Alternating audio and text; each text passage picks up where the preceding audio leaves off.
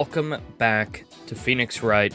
Ace Attorney, Spirit of Justice, the final Phoenix Wright game thus far. And we are on the final case. The DLC, the special episode. Actually, I don't know if it's DLC, but I think it is. All the special episodes, I think, have been post-launch stuff. But yeah, so this is the last Phoenix Wright, quote-unquote, case. However, we still have Great Ace Attorney to go, which are the most modern games. Funny enough, they're prequels, but they are like the most recently released, other than the remasters and whatnot. But I'm very excited to see what Capcom's been cooking up. I'm sure they have a wondrous Phoenix Wright game in the works right now. Whether Phoenix is the main lawyer, or if it's Apollo, or if it's a new fresh face, I'm not sure. But yeah, we're gonna hop right in and see what this is all about. Apparently, this one is Turnabout Time Traveler. Interesting. We got Maya, and, well, look who it is. Look who it is. Look who that. Edgeworth. Oh, boy. Oh, boy. I'm ready. Yippee! Yippee! By the way, it's the 12th of March when we're streaming this. Literally like 30 days away from Switch 2 stuff. And they could, I don't know. I'm not completely heartless. I'll even throw that time machine you cherish so much overboard with you. It's real? Please take me back. Back to that blissful moment. Eh?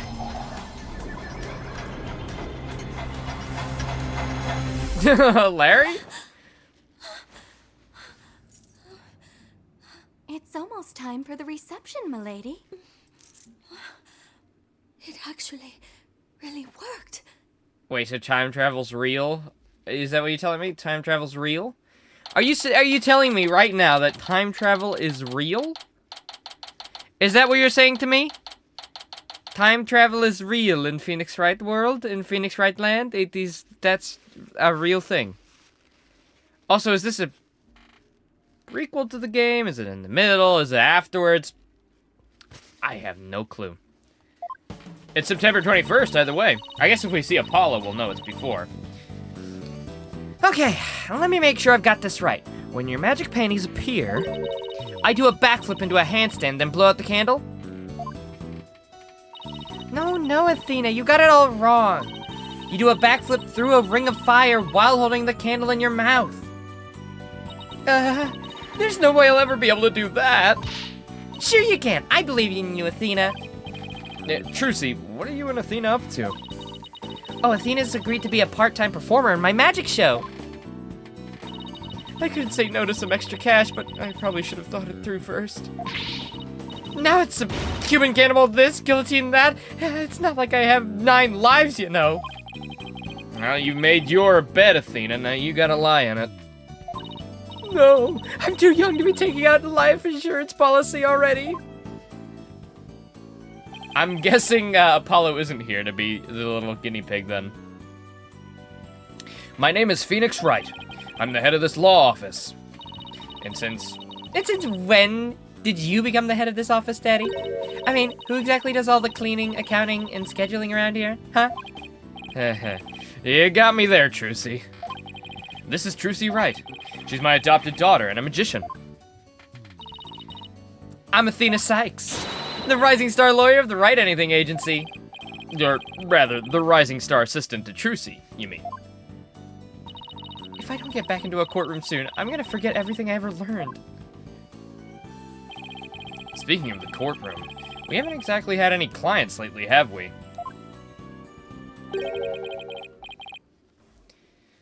Business as slow as ever, huh, Nick? Oh. Bet you made more money when you were playing the piano. Yo, long time no see! Larry?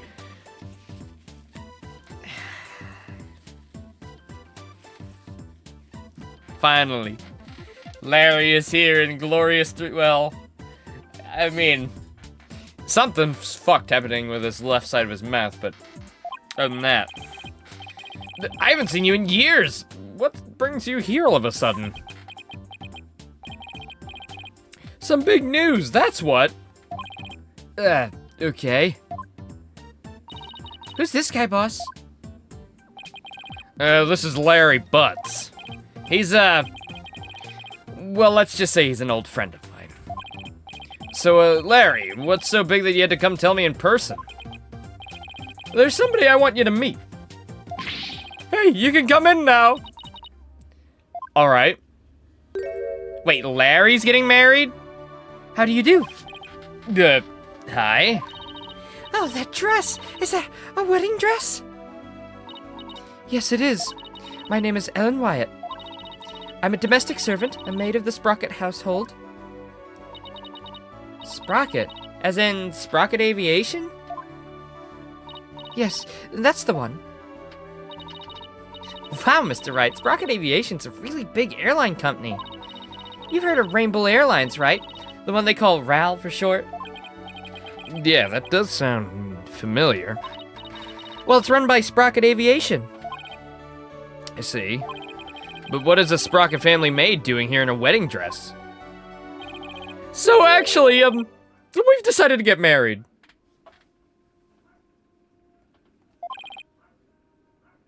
You what?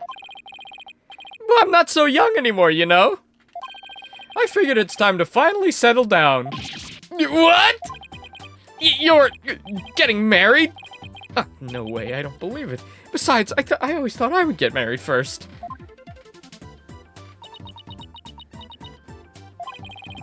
Why would anyone as well put together as her choose someone as flaky as Larry?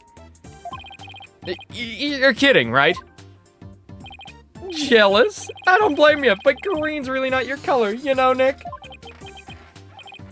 Good. All right, Larry, lay it on me. Oh boy. In all seriousness, Larry, are you really getting married? Not right away, but that's the plan. We're gonna elope, see? Like love on the run, I guess you could say. Isn't that right, Ellie?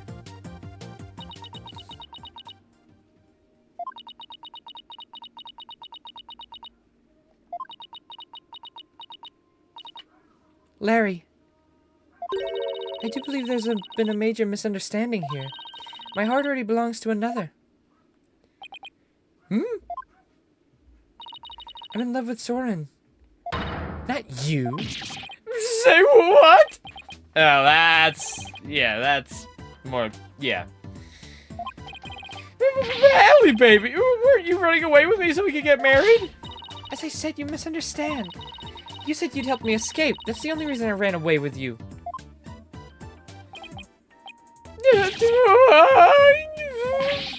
This is not happening. I shook off the police for you, and for what? That's it. If we can't be together, my life is over. I'm gonna end it all. Wait, back up. You say you shook off the police? Yeah, we had to, because we're lovers on the land. Sorry, Miss Wyatt, but could you fill me in on what's going on? To tell the truth, I'm being pursued by the police as a murder suspect. Murder? They think you killed somebody? I happened to find a dead body at my reception, so the suspicion fell on me. They had me confined in a separate room. And that's when Larry came along and helped me escape. I'm sorry, but what? Oh, Nick! Me and Ellie, we're gonna elope. We're gonna put it all on the line for true love. But the true police tried to stop us, so we had to scramble to shake them off. Where did it all go wrong? I feel a migraine coming on. Please help me. The police are sure to be intensifying their search.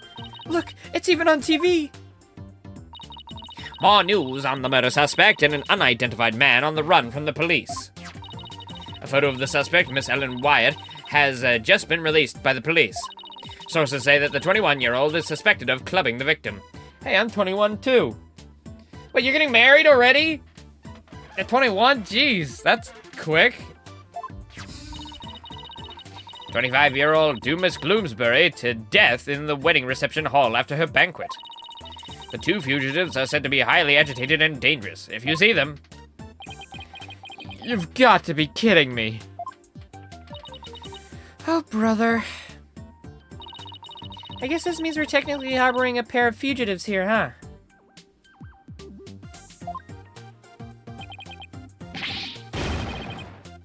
No. Oh, Nick, what's a guy to do? Oh, wait, you think that Larry's the 25? No, the 25-year-old's the victim. The person who died. Larry's 34, so... You're right. You're about right. Ellie's done me hardcore! I'm the one who should be crying!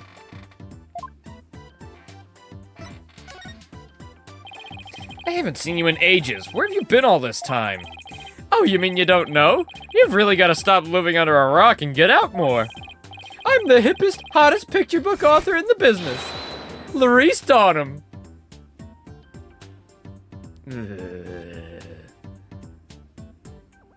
The victim looked older than 25. Did they show him? Am I stupid?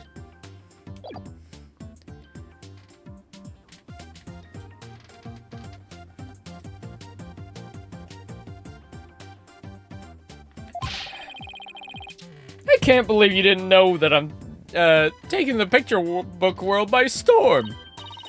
Oh, but I know you. You're the one who wrote Francie's Whippity Whip Trip, right? Wait, he actually got that published? Now that you mention it, I think I did hear something about a one-hit wonder. One-hit wonder? What the hell, Nick? I'll have you know, I just created a brand new character to moderate acclaim. He's wildly popular with 18 to 24-year-old women everywhere. Look, you can see his cute self all over this jacket. What the heart-shaped pork chop? He's not a pork chop! He's the main character of my latest picture book. A lovable little soul who pierces the hearts of lovers with his arrows of amour. Cute Piglet! And you can see this adorable fellow make his debut in Cute Piglet's Lovey-Dovey Lark. In stores now! Are you sure? Because I've never seen that book in stores now or ever. Well, if you ever do see it, do me a favor and buy a copy or 10, will ya? I thought you were taking the picture book world by storm. Anywho, you'll defend Ellie in court, right, buddy?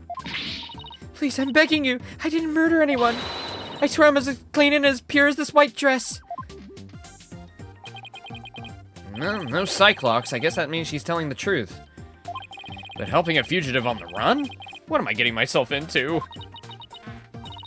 There's actually one more thing I really need to tell you. Huh? You might find this hard to believe, but the truth is, I'm a time traveler. What? Not sure I follow. After the wedding reception, I was attacked. It was moments away from my death. But then, in that instant, I made a wish upon this pendant around my neck. And I went back in time just before the reception started. Only this time around, the man who was trying to kill me was already dead.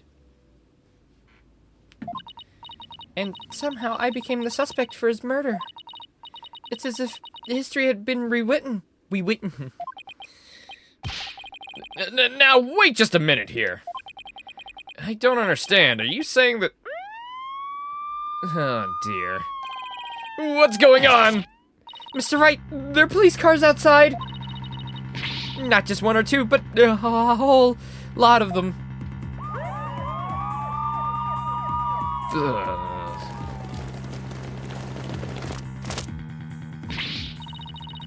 Daddy, a whole squad of officers has the building surrounded. What? Alright, I know that Gumshoe's not gonna make an appearance, so I'm just gonna make this guy Gumshoe just for old time's sake. This is the police. There's no escape. Drop your weapons and come out with your hands up. Yeah, Nick, what do we do? Hell if I know. I see a bunch of armed officers out there. 1, 2, 3. 44, 45. Wow. Talk about overkill. Listen here, you criminals. Think about what you're putting your poor parents through. I'm sure this isn't how they raised you. Think about their smiling faces and their warm home-cooked meals. Yeah, who in the hell are you? A detective? Well, I'm a detective. Well, now hold on here. Hey, you can't go in there. It's too dangerous. Wait! I'm guessing this is Emma. She's our resident detective for this. Is everyone okay in here, Mr. Wright? Emma? Sorry for all the commotion. So, what in the world is going on? Well, I raced on over as soon as I heard that it was Mr. Butts who holed himself up in here. With the murder suspect after he made off with her. And a fleet of patrol cars. The police are being extra careful. Because apparently a certain somebody yelled out, "Stay back, I've got a bomb." I'm sure you can guess who I'm talking about. Well, the police were being so persistent, so I had to do something, so I tried bluffing. You know, like you do in court, Nick. Please leave me out of this. Well, Mr. Wright, I'm bringing this young lady in for questioning. So, if you want to talk to her, you'll have to go down to the detention center. Suppose I should thank you for your thoughtful gift of trouble and mayhem, Larry. Come on, Nick, we gotta get down to the detention center right away. Listen, Larry, fake bomb threats are very much illegal. You're going to prison too. And we know you did it, so bye. I haven't even decided whether I'm gonna take this case or not. But I know you will, because it's you. Guess I got no choice but to tag along and help then. What? And skip out on me? We've only just started practicing our repertoire, you know. You better stay in practice with Trucy, Athena. A promise is a promise, after all. Oh, that's cold, boss. You gotta get me out of this. I can't take it anymore. Let's get practicing, Athena. Next up is some training for the water tank escape trick. Stick your head in this bucket of water and hold your breath for 15 minutes. No. Stop, I'm begging you. She's getting away. You get back here, Athena.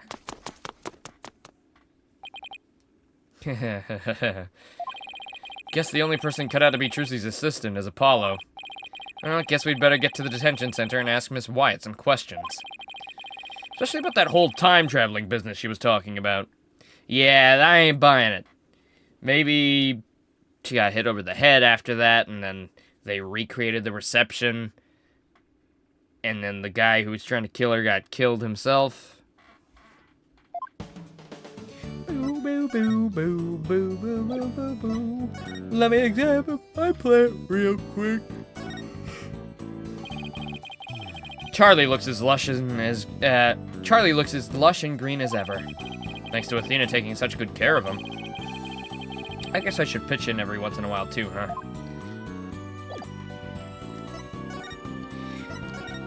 Wah, to the detention center. They really didn't give you another, like, set of clothes or anything to wear instead? Oh, it's you, Mr. Wright. Miss Wyatt, would you mind if I asked you a few questions? Nick is gonna defend you, Ellie! Isn't that great? Larry! I told you I haven't decided yet. What? Aw, she's so cute. You're not gonna take my case? Why do you put the frying pan down, Miss Ellen? Oh, I'm never gonna be happy. Miss Wyatt? What? Did I do something wrong? Miss Wyatt, please calm down. I'm innocent, I tell you. But the police won't believe me, and neither will anyone else. I'm gonna die all alone in a jail cell. All right, I'll do it. I'll take your case. Just stop crying. Really? You will? The fact that Larry was the one who brought you to me had me a little worried, but you don't seem like a killer to me.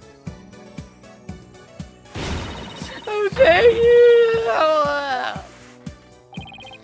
Oh, thanks, Nick. I knew you'd come through. Do I really have a choice? I guess not. In any case, it doesn't seem like Miss Wyatt killed anybody. Plus, it's not like I'm up to my ears in work at the moment. Miss Wyatt, Ellen, let's do this together. Oh, thank you, Mr. Wright. There. It's gonna be okay. Now try to pull yourself together. All right, just give me a moment.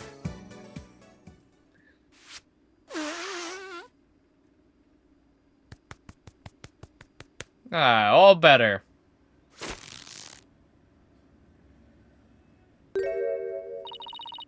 I'm truly grateful for you taking my case. Sure, no problem. Wow, she literally pulled herself together. All right. Ellen, please tell me everything you can about the incident. All right, it happened after the wedding reception. I was attacked by Mr. Gloomsbury.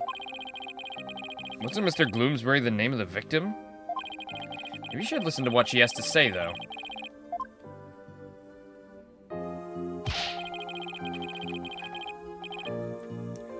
How dare that guy lay a hand on somebody else's blushing bride? What a creep!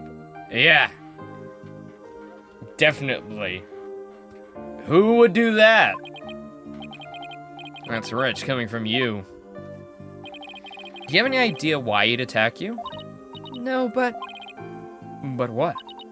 well, to tell the truth, Mr. Gloomsbury didn't seem very happy about me getting married. Geez, jealous much? What a loser!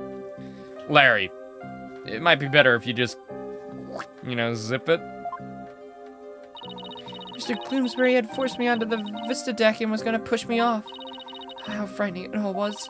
I was just about to lose my life on what should have been the happiest day of my life. So that's why I made a wish upon this pendant. That pendant? Yes, it was a gift from my husband-to-be, Soren. He said it's a symbol of our love. And so you made a wish on it? Now, you may think what I'm about to say is very strange, but I begged the pendant, please take me back to that blissful moment.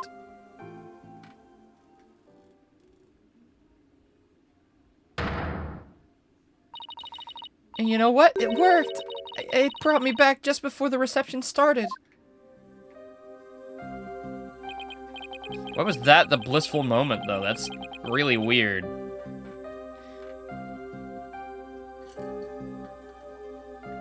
So that's the time-traveling thing you mentioned back at my office? I'm sorry, but I have to say, it's pretty unbelievable. Unbelievable!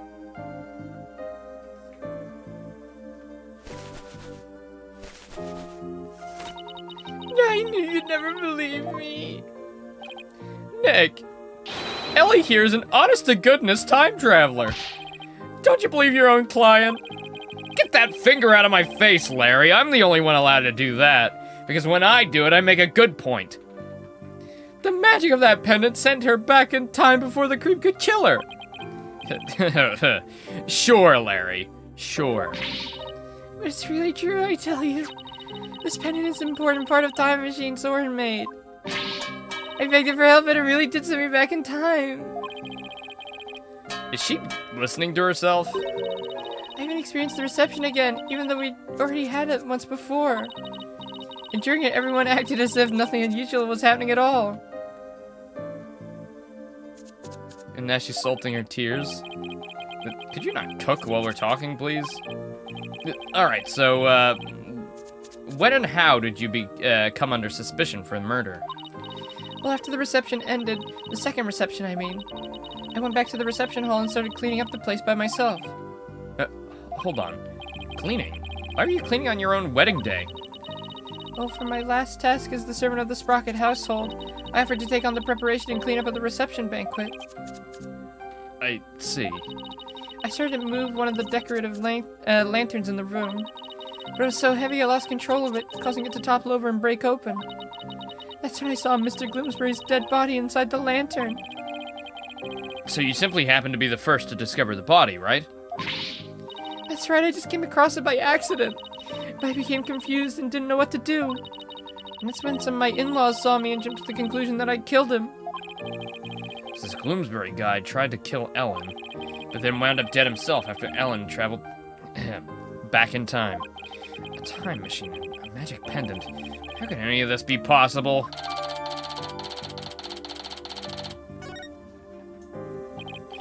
Ellie, why didn't you tell Nick about that other thing, too? About the shadowy figure you saw when you were being attacked?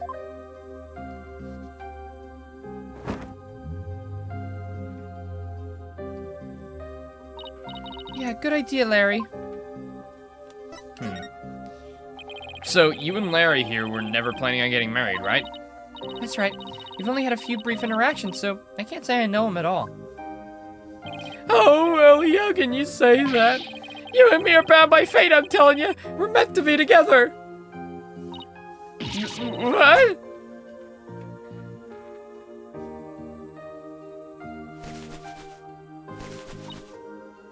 You're wrong, Larry. I've never been so right, baby. It's as plain as the goatee on my chin. Larry, don't make me send you to timeout. Now, can you tell me about the groom, Ellen? What's he like?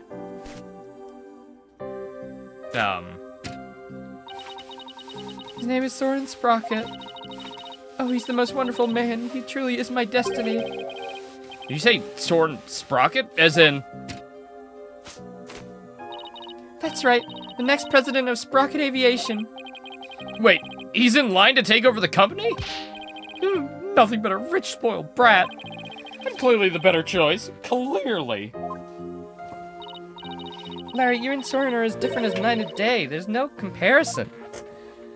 Ellie, you're breaking my achy, breaky heart. So she's marrying into money, huh? Bad choice. Wish I had done that. I can't believe Soren chose me, a simple house servant. He's my knight in shining armor, my prince. Oh, my Soren.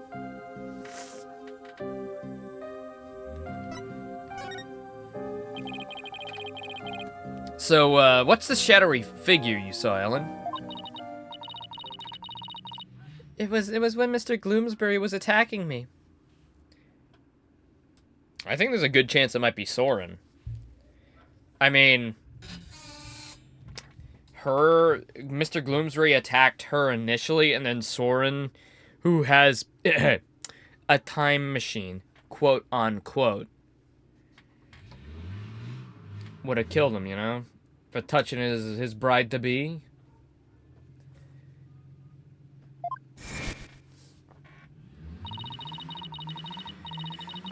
Right after I made a wish upon this pendant, I started to pass out.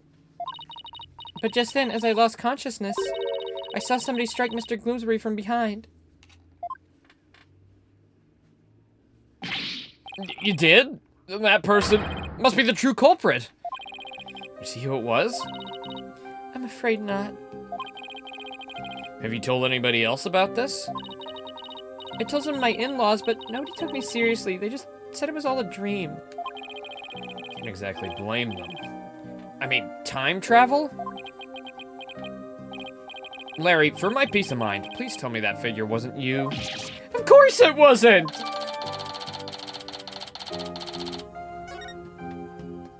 Larry, I'm just saying, if we find out it was you, if I've got to break 17 Cyclops to get that out of you, I'm gonna be pretty pissed. I guess I've asked her all I can for now. Spick and span, spick and span. Ellen, what are you doing? I want to make everything clean and beautiful for when Soren comes. I can't have my future hubby come into a dirty room now, can I? It has to be spotless, just like this white dress. Spick and span, spick and span. Let's hope you can wipe away all that suspicion. Nick, we better get to the crime scene right away. What? You're coming too?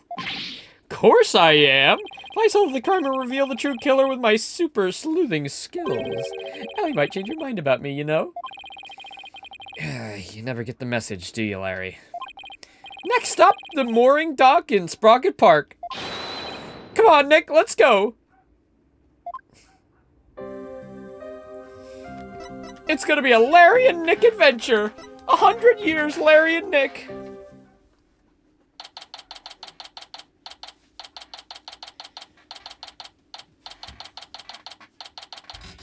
Why ain't this fantastical? So this is Sprocket Park, but where's the reception hall? The reception hall? No, that's... Wow, looky there.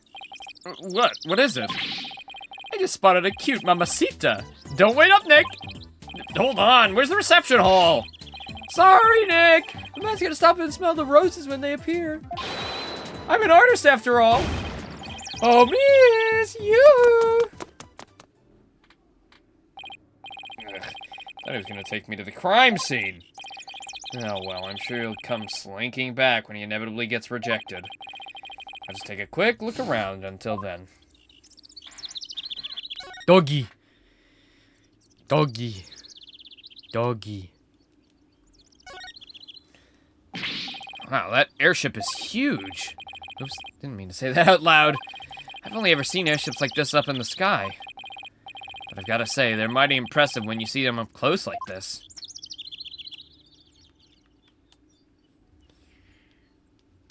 Well, this map looks completely fucking broken. It's been patched together with, like, duct tape. This thing's really banged up. You're looking at the side? They say it got damaged by heavy winds yesterday. A big gust sent that bench flying into it. Well, yeah, maybe that's what you're saying anyway.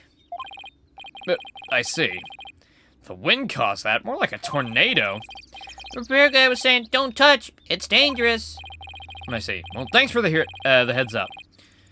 Okay, looks like it was a lot of work.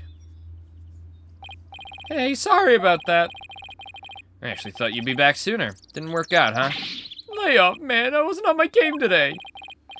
So, now that you're done with that, you mind telling me where the reception hall is already?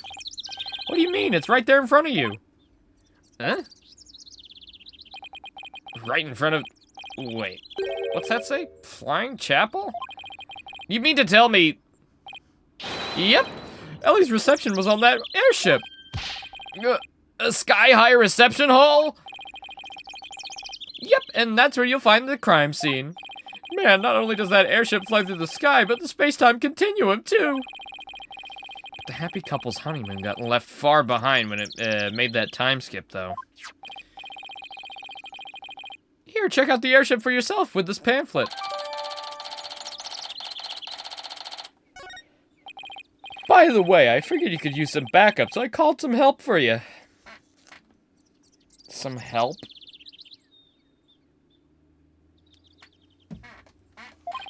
You did? Yep, should be here any minute now.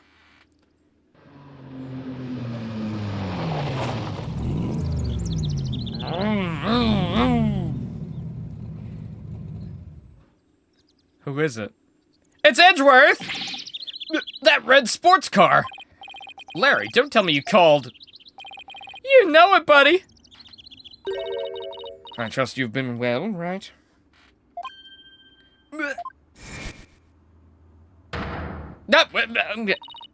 Surprise! Now admit, that was a pretty good Mr. Edgeworth impression, wasn't it? Maya! What are you doing here? Larry called me up. He said something about it finally being time for him to tie the old knot. But that's funny. I'm pretty sure he mentioned something about being here with his bride. Well, you see, me and Nick are getting married, so that's that. Maya, I know this is sudden, but please marry me. Nick, what's Larry talking about? He was dumped by his bride. Well, by his imaginary bride, anyway. Wow, poor Larry. That's a new low, even for him.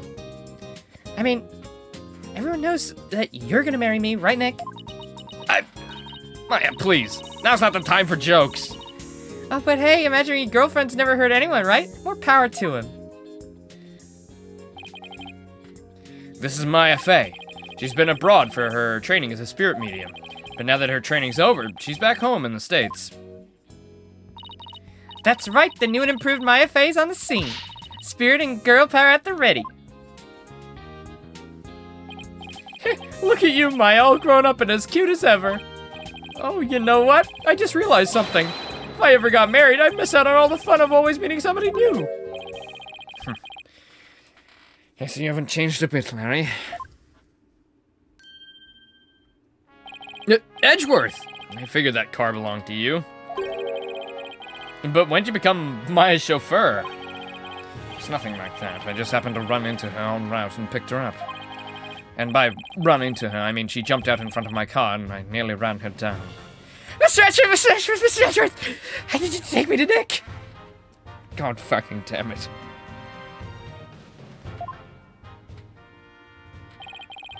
This is Miles Edgeworth. He's a friend of mine, and the district's chief prosecutor. He's been pretty busy lately. So, how's Trucy? Yes, very good, yep, Athena, I assume, as well. Apollo, still in curing, it seems. Well, so what brings you here? Wait, don't tell me Larry called you up too. He did. However, I have business of my own here at the crime scene. Oh, business? What kind of business? Just so you know, right, I'm the lead prosecutor on this case. What? You mean like old times, Edgy? You? Yes. It appears we'll be standing on opposite sides of the battlefield this time around. So we'll be up against Edgeworth tomorrow. Just like old times.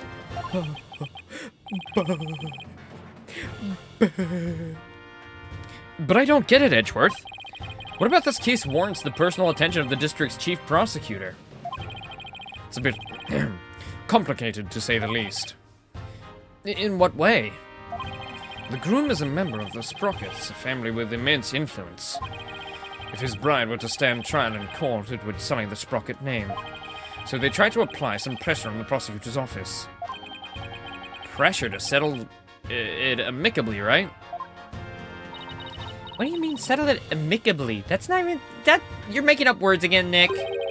It means they're trying to sweep this whole thing under the rug. Wow, Sprocket Aviation really has that much clout? Yes. They have especially strong ties in the political and judicial worlds. To the point where no one dares oppose them. Don't tell me that includes you.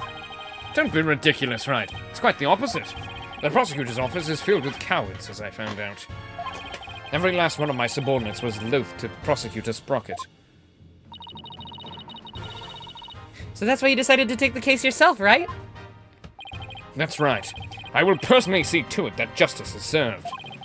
I always prosecute to the utmost of my abilities, regardless of who I'm up against. That is part of my creed. Nothing and no one can sway me from that. Not even the almighty Sprockets. Right. They think they can use their influence to bend the truth. They have another thing coming. You know, I almost feel sorry for them. They're only trying to project their interests. But all they got instead was you. Edgy, come on, man. How can you prosecute my poor sweet Ellie? What kind of a heartless jerk are you? I'm simply doing my job. And I'm warning you, right? I won't hold back. Not for you or anyone else. You think I wouldn't have it any other way? Thanks for the warning, Your Righteousness. God, that was so badass. So, how's it going, Mr. Chief Prosecutor? Busy as always, I presume? Of course, and like somebody who has too few clients and too much time on his hands. Guess that explains why your brow is more furrowed than the last time I saw you. Maybe you should learn to relax a little, Edgeworth. Nice try, right? But as always, I have no intention of showing anyone any mercy. Including you. As inflexible as ever, I see. Besides, I think I've mellowed out a bit with age. I mean, come on. I'm not busting your balls as much as usual, but I will be busting them later if you catch my drill. Edgeworth, please. So if anything, that furrows... and if anything, those furrows should have smoothed out a little as well. Honestly, Edgeworth, are you really that blind to yourself? Excuse me? He's really self-conscious about those lines, isn't he? Edgeworth, about this incident. Don't forget, Wright, I'm the prosecutor for this case. Need I remind you that I'm not in the habit of sharing information with my adversaries? No. I guess we are adversaries for now. And you, Larry? Me? I'd like you to come with me. You have a lot to answer for after that little stunt you pulled with the suspect. You're still a wanted man, you fucking idiot. And as I said, no mercy. But Edgy, we're all pals, right? Aren't we? Personal appeals won't work on me, Larry. Now come along. Nick, help me out! Bye. I traded you for a better partner. Bye-bye. Wow. The last Phoenix Wright case with my end, Prosecutor Edgeworth. What a grand return, huh? Is it just me, or is Mr. Edgeworth as relentless as ever? Yeah, I guess some things never change. So much for mellowing out, huh? Well, Nick, we'd better hop to it, too. Up to what? Investigating the crime scene, of course. What else? It's been a long time since you and I teamed up like this. It's gonna be so much fun. Fun, huh? It has been a long time, though, since we were last together like this. All right, to the crime scene, then. Yeah, and away we go. Let's fucking go. Let's fucking go.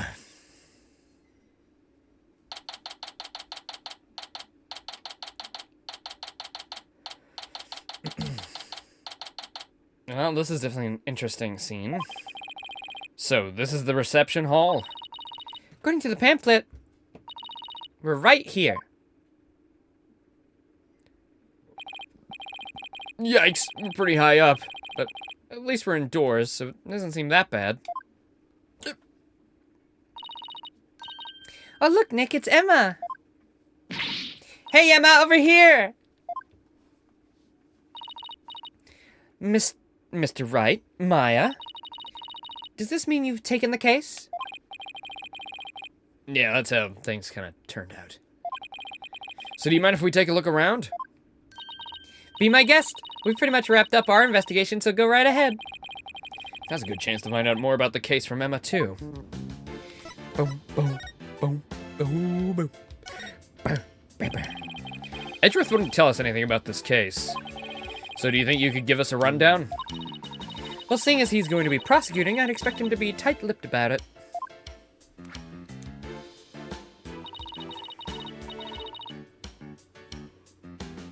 The incident occurred yesterday on September 20th. It happened after the wedding reception, which lasted from 7 p.m. to 10 p.m. 7 to 10, huh? Okay, got it. By the way, you didn't hear about any time traveling or anything, did you? Time traveling? What do you mean? Oh, nothing. Forget it. Pretty much the response I expected. The victim's name is Dumas Gloomsbury. He was a servant in the Sprocket family household. And was a maid for that family as well, so that means the two of them were co-workers? Yeah, they apparently knew each other. Mr. Gloomsbury was the lead servant. He was very serious about his work, but he also was a very closed and private man.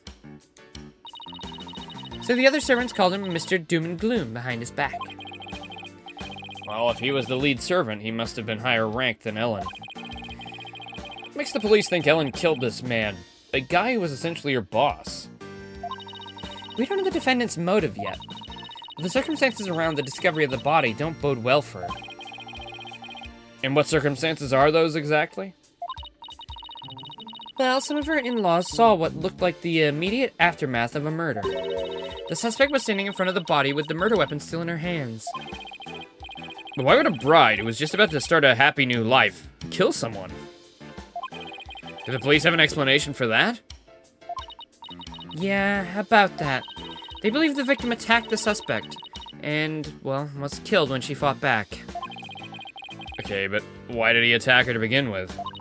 Well, a mere servant girl was going to be suddenly wife of the future president. Mr. Gooseberry must have been more than just a little jealous of her. So this Mr. Doom and Gloom attacked Ellen first? But if she was only trying to protect herself, wouldn't that count as justified self-defense on her part, Nick? It would. There's a good chance she'd be acquitted if we could prove that, but I wonder what Edgeworth will have up his sleeve to counter that claim. Wow, a servant girl marrying the future president of such a huge company? You know, Nick, I mean... If we got married, you'd be, you know, the second in line for the cure and channeling village, you know. What? If anything, you'd be second in line for the Write Anything agency. Why are we even talking about this? Sounds like a modern-day fairy tale. It does, doesn't it? Thing is, not everyone was on board with their union, apparently. So, what was the murder weapon, Emma? This clock with a secret mechanism built into it was on display here at the reception hall. Oh, that sounds familiar. That sounds very familiar indeed. No wonder Larry's here. Did he make that thing? The suspect was holding it when the murder was discovered. Oh, and it's the supposed murder weapon. So the victim was clubbed to death with this, huh? But that's funny. There's no blood on it, so far as I can tell. Maybe it was wiped off in an attempt to tamper with the evidence? But there was definitely a luminol reaction. I was about to ask that, so yeah. It matches up with the shape of the injury, so it's gotta be the murder weapon. Whoops. What a funny looking clock. They call it a timekeeper. The idea is that it's a time machine. Every time the couple sees it, it'll bring them back to the memory of their wedding day. Right, that's more like the stupid sentimental crap I'd expect. Not real time travel. Time machine, huh? Come to think of it, I wouldn't consider Pendant was a part of a time machine. I wonder how the secret mechanism in this thing works.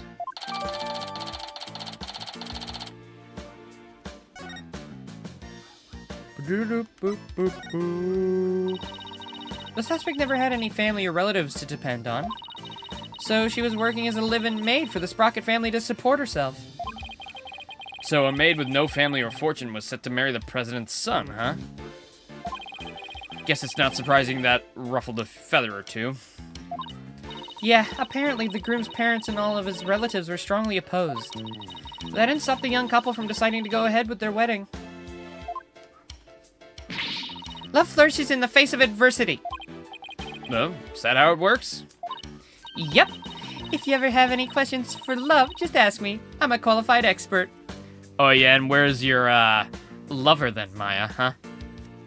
Well, they're real and exist.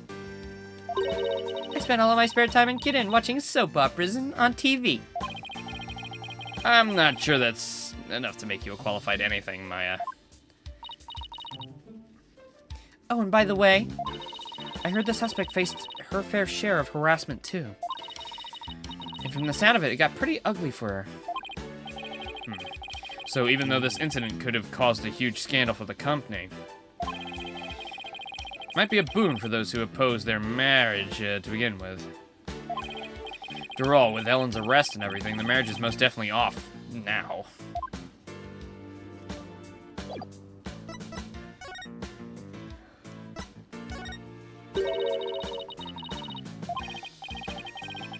Ugh.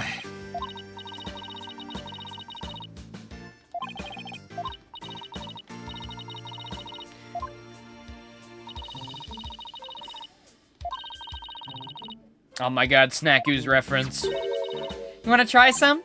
No thanks. I appreciate the offer, though. Suit yourself. You don't know what you're missing. Oh my god. So I just shouldn't ever present anything ever again, I guess.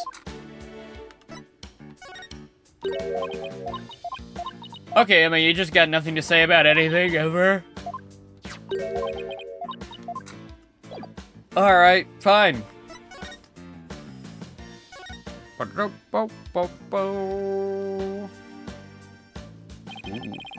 This must be the lantern the body was found in. Ellen managed to move it quite a ways.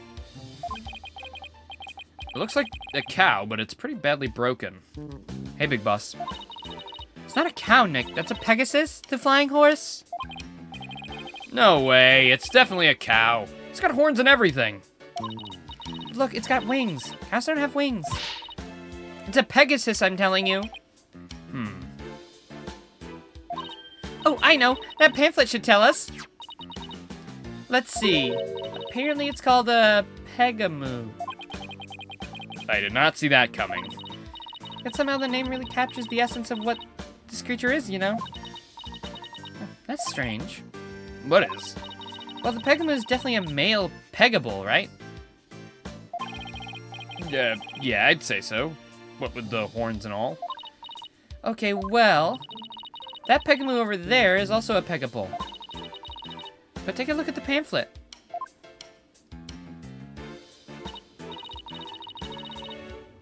See, the one on the right says Pegable, but The other one says peg a cow. Female Pegamoo. Oh, I'm gonna get... What's with all this pegging? Feels like my college days again. right. The pamphlet goes on to say how they have Pegamoos for the happy couple.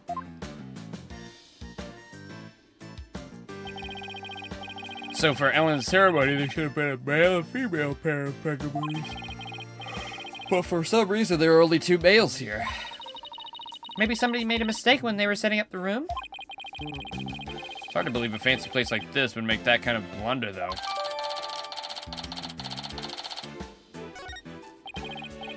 In any case, we'd better check this thing out. Well, there's a bloody wheel. Did this come from the lantern? Ugh, it's covered in blood. Maybe it got there when the killer was putting the body in the lantern. Can you imagine trying to open a door and finding the knob covered in blood? That'd be bloody awful, to say the least. Now you're just sounding like Edgeworth.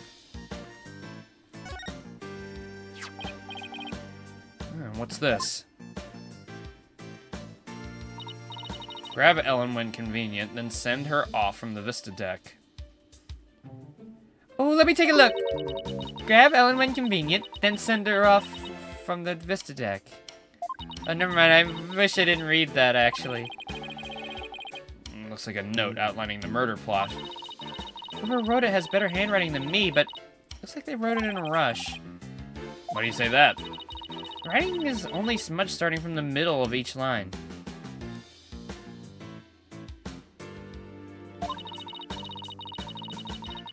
Where's my right-hand person with a slight hook writes in a hurry?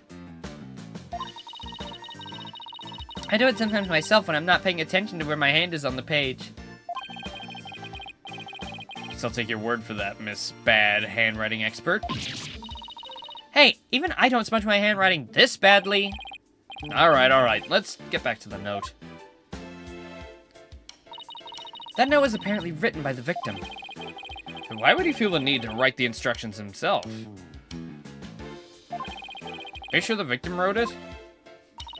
I sometimes write a note to myself before I go shopping. Potatoes, carrots, onions, flour. Maya, are you craving curry rice or something? Whoops.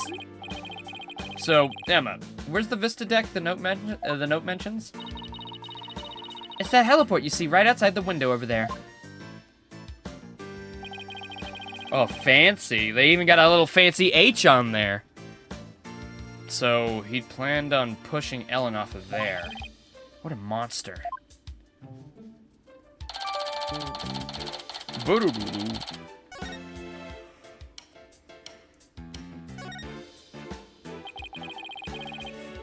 So this is where the body was found? The first person to find it was Ellen.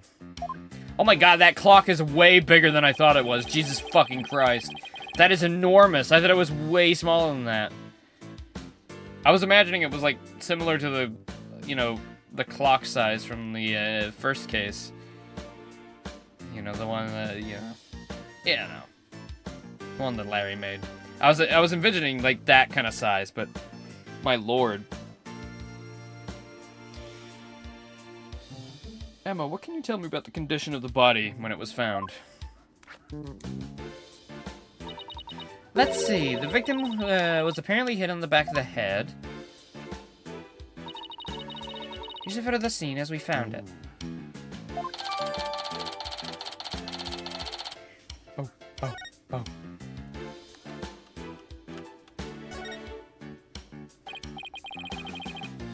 What do you think this is, Maya? Looks like a flower petal to me. What an unusual shape for a flower petal. You suppose it's from one of the flowers here in the reception hall? I don't see a single flower like this on the tables. I wonder where it came from. Guess that about does it for this lantern. Thank you, Pegaboo. Pegaboo. Pegaboo. Yes. It's very classic. It's kind of convenient that the last Phoenix Wright case is, like, classic. You got Larry, Edgeworth is prosecuting, Maya's your partner again. You know. Wow, look at the horns on this flying bovine. It must be a bull. Seems he made it through the ceremony in one piece. The One Piece, Nick? I know that. By the look of those wheels, I bet he can be rolled around rather easily, too. Yeah, I bet it would be quite a hassle if you had to lift and carry him everywhere.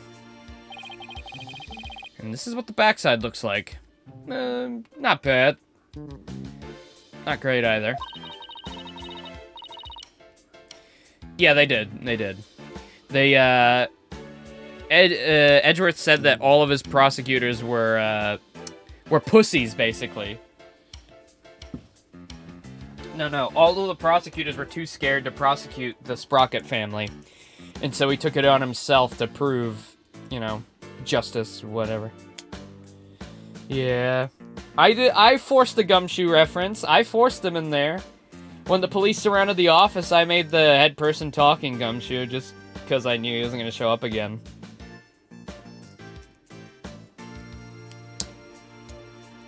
Poor lad. We should have had Gumshoe. I don't know why they didn't. They were going for such a classic thing, and then it's just like, oh yeah, we got Emma.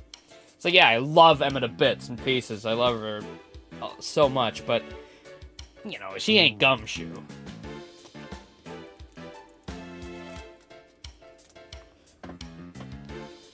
What's that by the bottom of his tail? A wheel handle?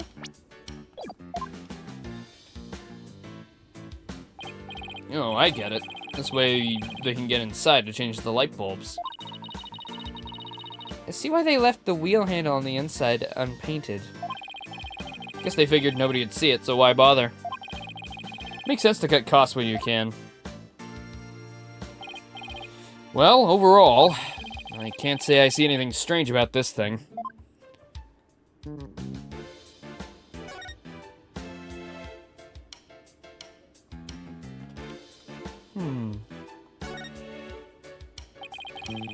So that's the Vista deck out there.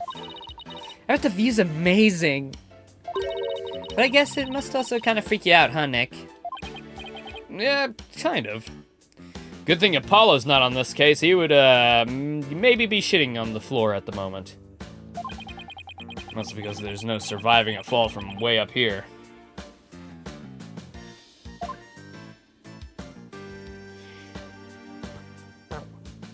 Bow, bow, bow, bow, bow, bow, bow. This is the sweetheart table where the bride and groom sit. Where they gorge themselves on the wedding feast. Yep. Where they gorge themselves on the wedding feast, you mean? I'd be too nervous to eat in front of a bunch of guests like this, though. They say that newlyweds are usually really busy during the reception, you know. They have to greet and talk with all the guests that came to give their blessings. They don't actually get all that much time to enjoy their dinner. Aw, I wouldn't be able to stand that. I can't imagine having a huge feast right in front of me and not being able to eat it. Well, they say brides tend to have an especially hard time because of their wedding dresses. With those tight corsets squeezing their waist, they can barely eat a bite. Really? Sounds like wedding receptions are absolute torture. I guess food still wins out over romance in Maya's book.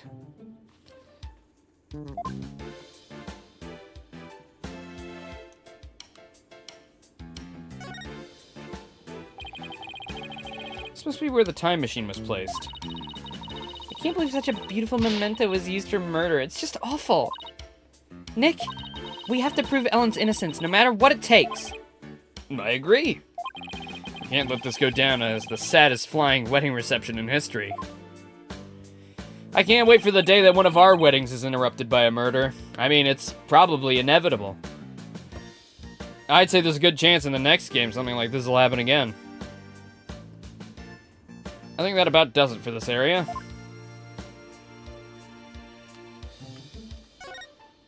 Ba-ba-ba.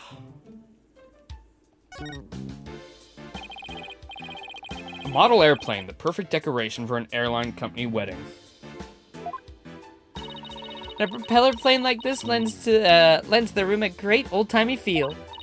Oh, I'd love to see the Steel Samurai fly a plane like this. Can you picture it? The Steel Samurai zipping through the clouds over New Old Tokyo?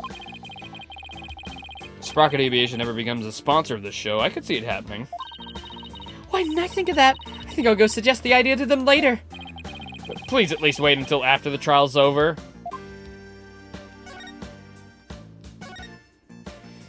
Getting excited for Great Ace Attorney? Oh yeah. I'm excited to see how it evolves the formula a little bit more, because it is the most recent games to be released. And each game has been, like, progressively getting more polished. So. It's a hot air balloon, a symbol of humanity's ambition to take to the skies. I'm sure the 3D models in that game are probably, like, way better, too. Kind of a romantic notion, don't you think? Yeah. But I just noticed that it doesn't seem to be tied up to the ceiling all that well. Yeah, I'm sure it's fine. Please don't let it fall on my head.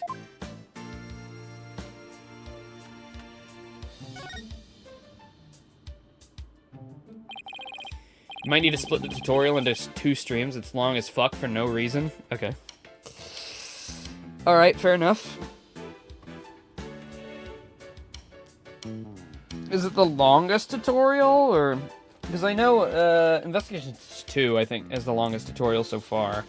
Because that's like an actual case. That's like a real, actual case that ties into the story. Boop, boop, boop, boop, boop, boop. It's a fog machine. I wonder if they used it during the reception. Ooh. Hey, Nick, go stand over there for a sec. Why? Just 'cause. Now go. Alright. Got a bad feeling about this.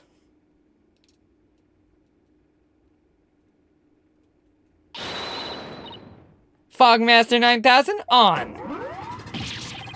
Maya, no! Huh? Oh, nothing happened. Looks like it won't work without some dry ice. Damn it. All I wanted to do was surround you in a thick cloud of smoke. You'd look so badass coming out of there. It'd be like you're joining Super Smash Brothers, Nick. Yeah, like that'll ever happen.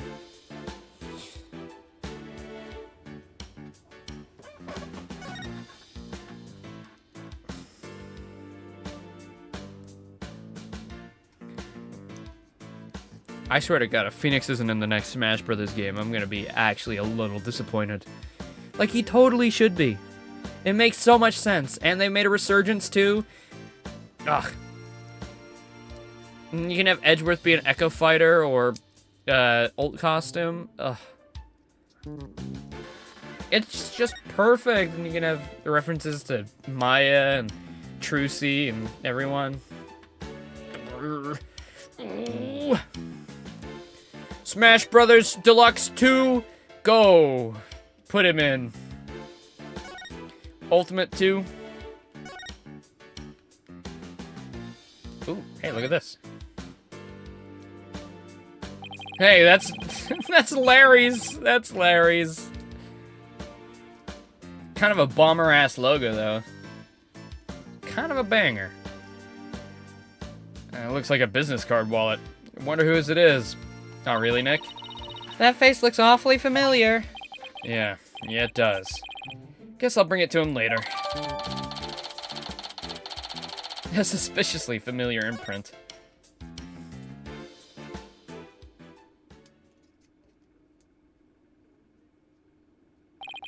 Well, I guess that's just, that just about does it for the crime scene. Hey, Nick. I want to see the rest of the airship. We might as well since we're here, you know. Hey, their romantic evening was ruined, but ours might not be. I hate you, Maya. I hate that I missed this so much. True.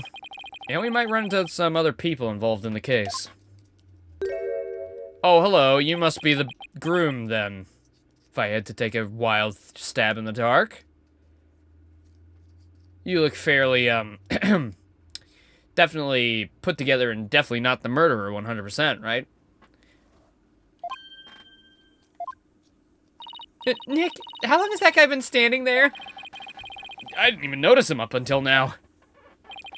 Excuse me, are you with Sprocket Aviation?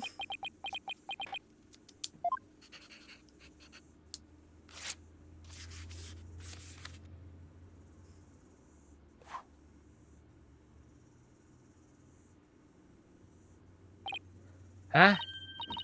Nick, you wrote something on that paper airplane. Guess we're supposed to read it then? Let's see here. Get out, intruders. Well, that was rather cold. Mr. Wright, Maya, meet the lone son of the president of the Sprocket Aviation, Soren Sprocket. Or, to put it another way, the future president of Sprocket Aviation. So he's Ellen's fiance? You know, we're defending your wife, so, you know, maybe treat us a little better. What are you doing?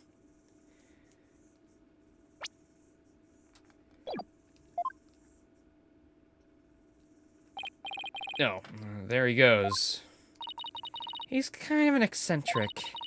I hear he's the genius inventor behind many of Sprocket Aviation's business successes. Inventor, huh? Yep, even designed this airship. It's pretty impressive. Nick, there's no time to be standing around gawking. We gotta go after him. We need to ask him some questions about Ellen. Oh, right. Looked like he was heading outside.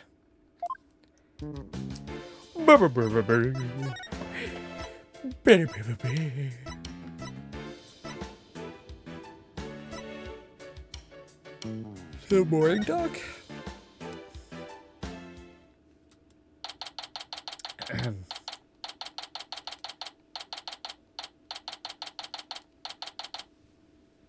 I didn't realize it was June already. They've already changed their logo.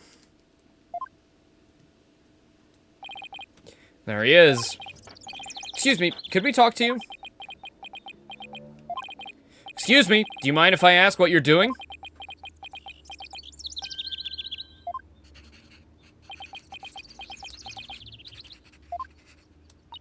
He sure is riding up a storm. It is possible if an enormous change in mass could be detected in the observation deck, then theoretically matter can retain its form even at its crossest of the event horizon. Let's just see what he has to say about Ellen.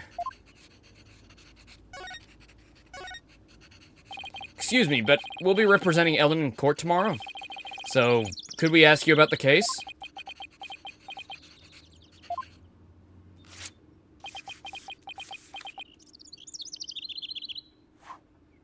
Why us? Why us, Maya? Every time.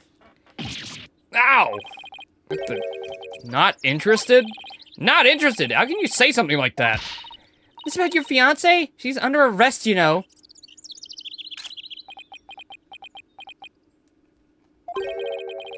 The diameter of the airship is approximately 80 feet. The amount of energy necessary to move the matter compressed into the masses, he's off in his own little world. I can't believe he said he's not interested about talking about his own bride's arrest. Well, I guess we just have to talk on his level then. What's something he might be interested in?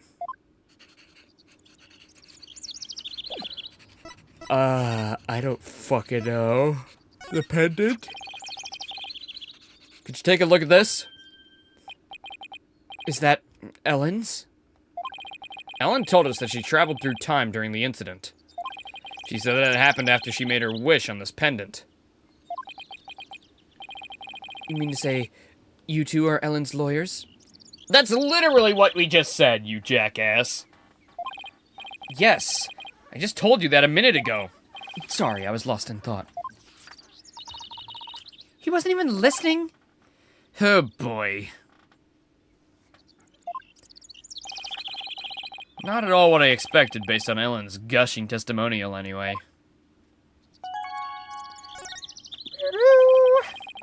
We'd like to ask you about Ellen's case, if you don't mind. You know, cooperating with a lawyer would really make this go way smoother. What if I promised complete acquittal? Even if she's guilty? Just kidding. I don't know a thing about it, so why don't you go ask the police? In other words, not interested. This guy is the worst, and I feel sorry for poor Ellen. In that case, can I ask you about how Ellen traveled through time? Go on. I guess that got your attention. So, is time travel really even possible? Yes, it is possible. Alrighty then. At the same time, it is also impossible. The pendant I gave Ellen is not supposed to operate as a time machine by itself. What do you mean? The timekeeper, the clock we had displayed in the reception hall, that is the body of the time machine. The pendant is simply a part. That clock was the murder weapon, wasn't it? But it's a time machine too? What Ellen experienced is akin to traveling down a road by car key. Physically and metaphysically, it should be impossible.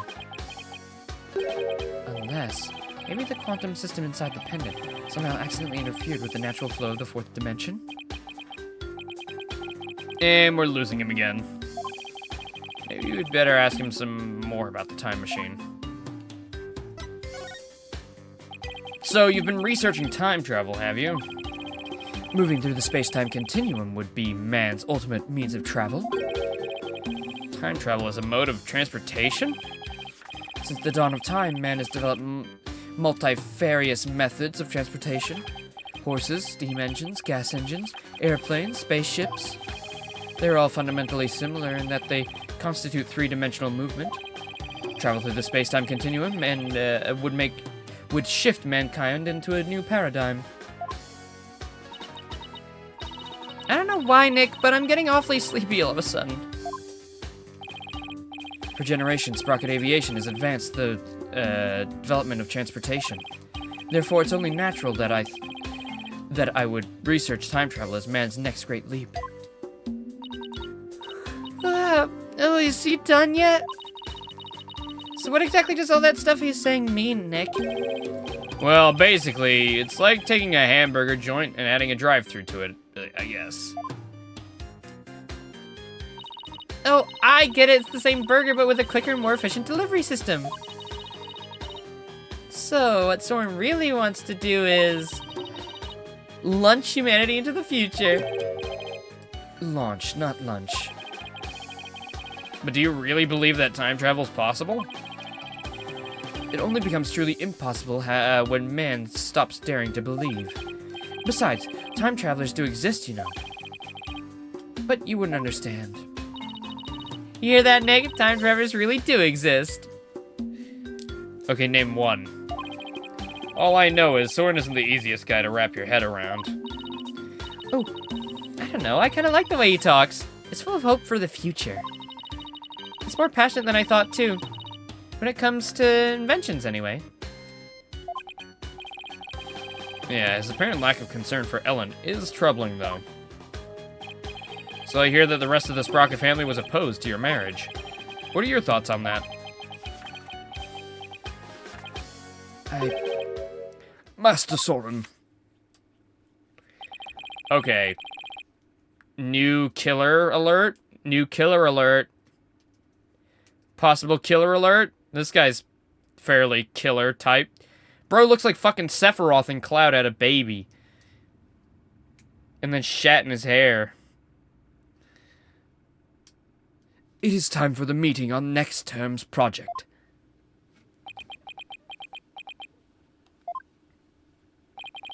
What's this?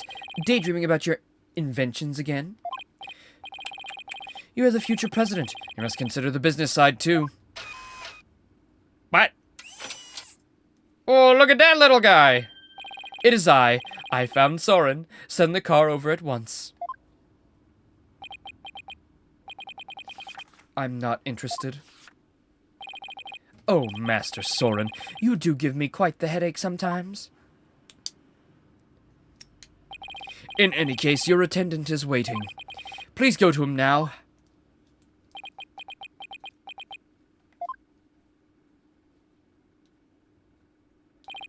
Excuse me, but who are you? Oh, where are my manners? The name is Pierce Nickety.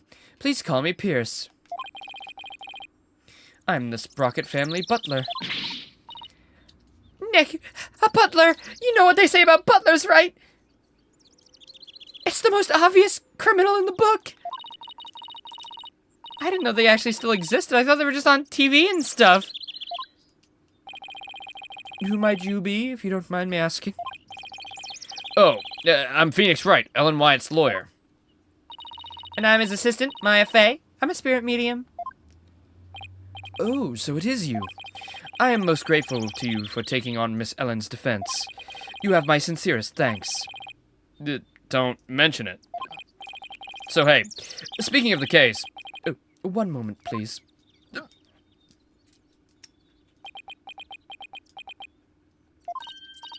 Wow, what a beautiful pocket watch.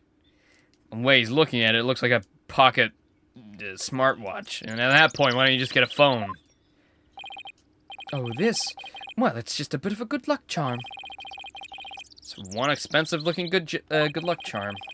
I guess it makes sense, knowing the time is a pretty important part of his work. So I guess that pocket watch is as important to him as my attorney's badge is to me. There's a little time before I must attend to Master Soren again. Why not come to Sprocket Manor? You mean Soren's home? As a token of appreciation for taking Miss Ellen's defense, I would like to serve you some delicious tea and refreshments. Maya, make sure to test it for poison. You got it, Nick. I don't bring my junior detective kit everywhere for nothing. Oh boy, Nick, a fancy high society tea party with high-class snacks and everything. What about the investigation? Are you kidding? What better place to investigate next than Soren's house? I don't know. You really believe his house is gonna give us any new leads? Of course it will. Leads in on delicious tea and crumpets. I say we take the butler up on his kind offer to go to Soren's place. All right, you win. Very good. To Sprocket Manor, then. To the foyer. To the foyer. Oh my. Wow, they hunted a bull and then they hunted a plane. Wow. Wow, this place does not disappoint. Oh, I'm so excited. Slow down, Maya. The mansion isn't going anywhere. Now then, we won't have to worry about anyone untoward eavesdropping here. I take it you wanted to ask me some questions? That's why you invited us here? I'm sorry to have tricked you like this, but it is a murder after all. I couldn't talk openly about it in public and risk sullying the Sprocket family's reputation. Aw, I was really looking forward to all those fancy snacks, too. There, Maya. Don't cry. This Pierce guy's one shrewd man. Hey, Nick, look at that cute vintage radio. Radio? Oh, that thing over there under the stuffed bullhead. I'm gonna take a closer look. I thought I told you to settle down. Sorry. Not to worry.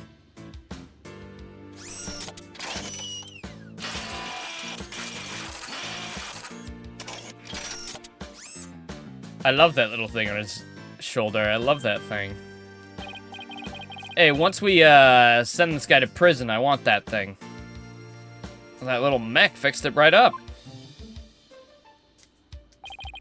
I'm not only the butler, but I'm also Sprocket Aviation's repair department director. One might say that patching things up is my specialty. That was incredible. What's that little doohickey on your shoulder anyway? It's my FXR UPR, fixer-upper, shoulder mech. Master Soren made it for me. It has many different features and functions to effectively enumerate at the moment, though. Enumerate. That's so cool. Wish I had one of those. Fixing things is a simple matter, but fixing people is a different matter. Even a skilled physician can't bring back the dead. Oh, but forgive me. I seem to have forgot. I seem to be sidetracked. You must be in shock over Gloomsbury's death.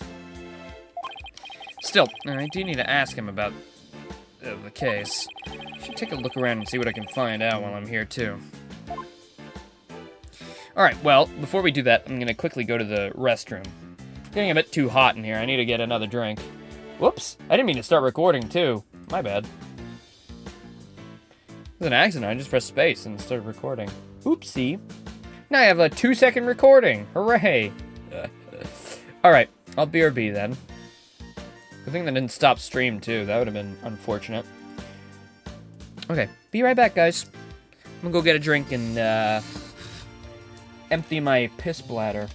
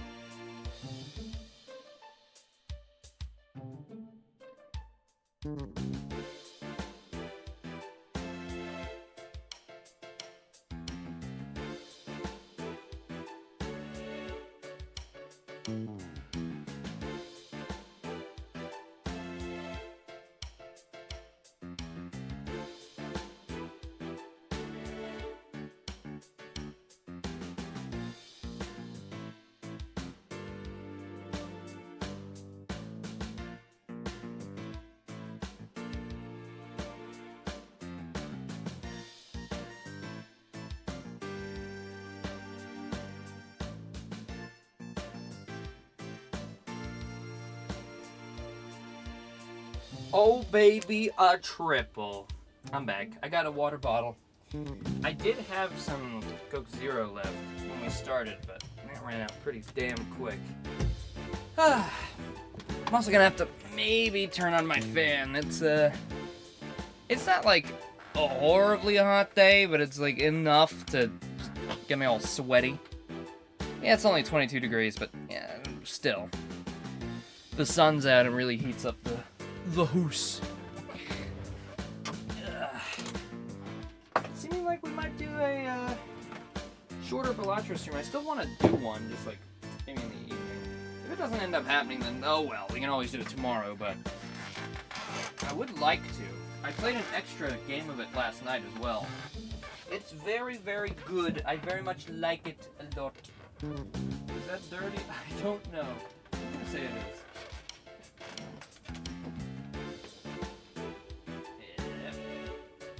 And we have, wait for it, power! Yippee! Hooray! Epic fan sound effect .mp4.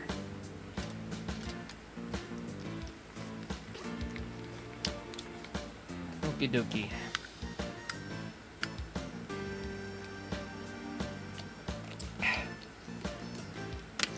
I was seeing if Wario's ass was in tune with the music again, but it does not seem like it is. Oh yeah, by the way, I don't know if I've said this yet, but, you know, as everybody knows, if you've been here for a little while, I got my new Elgato in one of the Ace Attorney streams, and it works phenomenally. It's so nice. Whenever I switch consoles, it doesn't break and I don't have to reset it. Fantastic. And I don't have to have OBS open to hear the audio. It just plays naturally if you have it set to the settings I do. Which is fantastic. I don't have to have OBS open at all times of the day. It's great.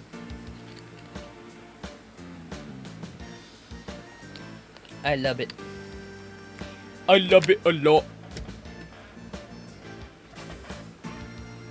Most likely I won't have to change this Elgato for a very long time. In fact, the only thing that'll probably need to change in any foreseeable future is my computer. Like, if I can upgrade that computer, like, properly to a really good one, then I'll be able to stream in, like, really high quality, but also have the lower qualities for lesser internets. But then, with, you know, higher bit rates and stuff, I'll be able to, you know, have better looking video and stuff to go up on the VOD channel, which is great. That's, you know, that's what we want. But computers are expensive, and I am poor, so... pay me money. Lol, yeke. Ooh, look at this. Excuse me, but there's a card on the floor. Look at that, it's a Flying Chapel keycard. The Flying Chapel? What areas on the Flying Chapel require a keycard, if I may ask? Mostly areas we want to keep the public out of. Such as the staff room and the hold, which is chock full of machinery. So, you can't enter those areas without a keycard? That's right. This one here belongs to Ellen. The sound quality is night and day? Oh, with the new mic? Yeah, that's probably back with the old mic.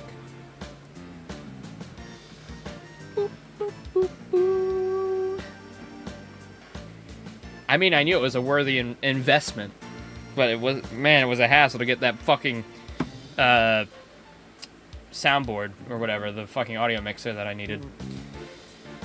This one here belongs to Ellen. Wait, what's Ellen's keycard doing here? Did Ellen come back after the incident occurred? And, you know, on top of that, this mic isn't even the, like, it's nowhere near, like, top of the line. So, you know, if this thing ever does, like, take off fully, and I can afford to increase the equipment even more, we can get a proper, like, great mic, and then it'll be, like, no issues at all. It'll be, like, perfect sound quality, which is definitely nice. And if I ever get into my own place, then, you know, it won't be so fucking hot, and I can just deal with the heat, and there's no fan noise in the background. Or maybe I can even have air conditioning for once in my life. Oh my god, that would be amazing. If I could have actual air conditioning. Oh my lord. I wish I could have that.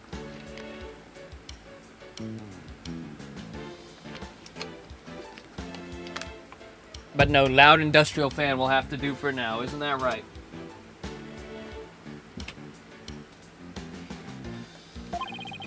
I don't believe so. She was arrested by the police straight away this morning.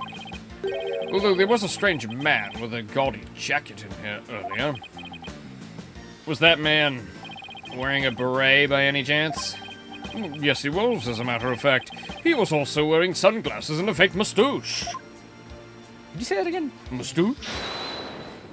But very much like my one right here. I knew it. The only question is, what was he doing here?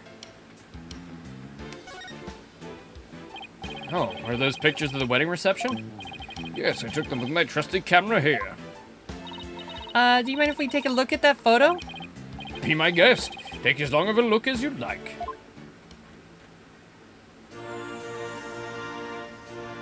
Yeah, they don't look very happy. They look very malcontent. I don't know. They just look blank-faced. In fact, they look a little angry. The eyebrows are slightly, you know, angular. Oh, look. There's our butler back there. What the hell?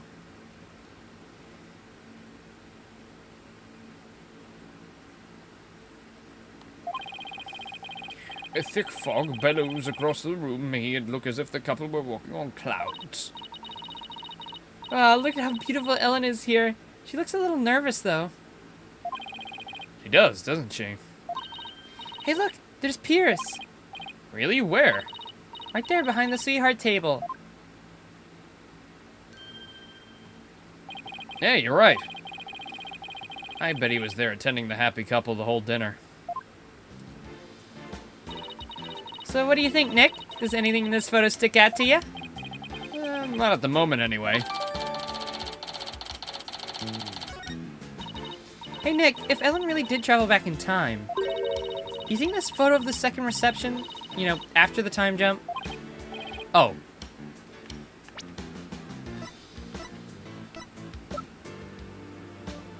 You think this is a photo of the second reception? Well, that would explain why she would be nervous.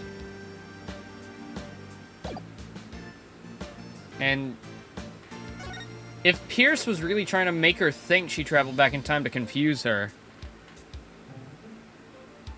and obfuscate the crime.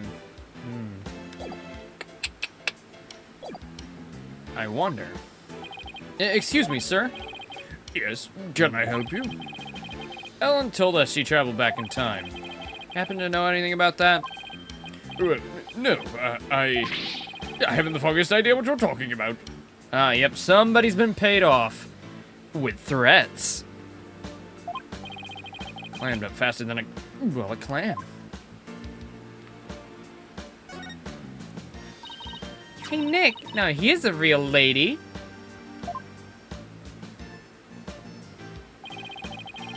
She looks smart as a whip, doesn't she? That looks like the same little pocket watch thing that our Pierce wears. Wonder who she is. We didn't see her in the airship. That is Selena Sprocket, Soren's eldest sister. Beautiful and capable, she was a great lady. Was? Past tense? Soren's sister. I think I see the resemblance. Maybe I'll show Pierce this photo later and ask him about her.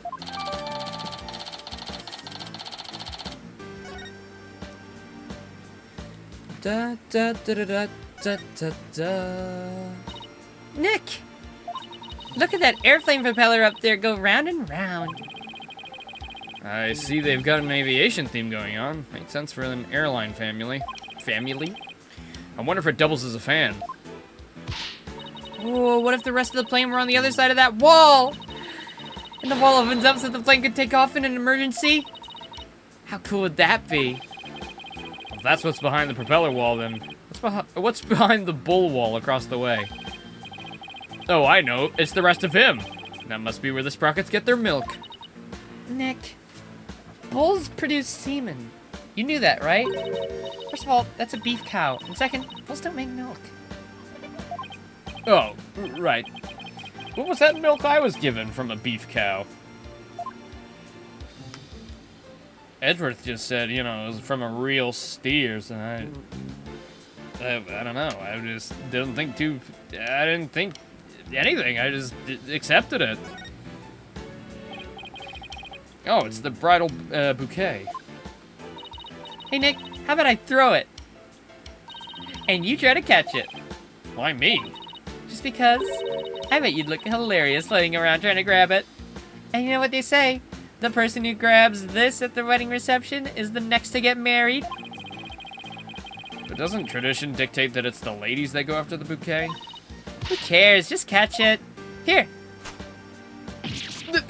Hey! You threw it right out of my face!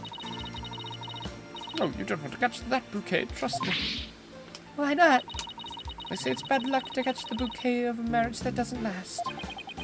But I already caught it. Whoops, too late now, huh, Nick? Looks like you're gonna have a hilarious flail of failed marriages.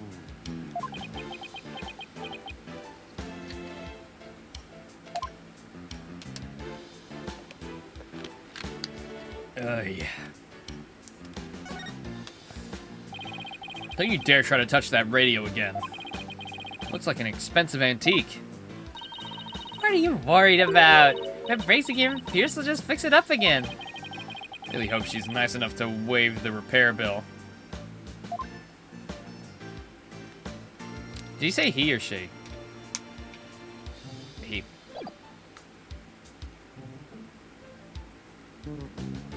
Bubba do boop. Have I looked at everything?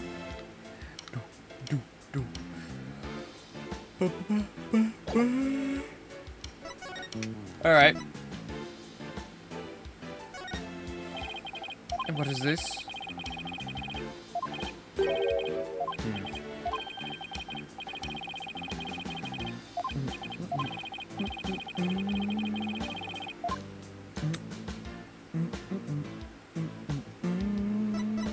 How about the timekeeper? Master Soren made the timekeeper as a symbol of their love for each other. A symbol now tainted with blood. I can only imagine how shocking this must be for Master Soren. But surely Soren believes in the woman he loves. Master Soren has the future of Sprocket Aviation to think about. He cannot afford to let his personal feelings affect his judgment. That's awful! You might think so, but that's the kind of responsibility he must bear. All because he's in line to be the next president. It sounds like it's not going to be easy to find out how Soren really feels about anything.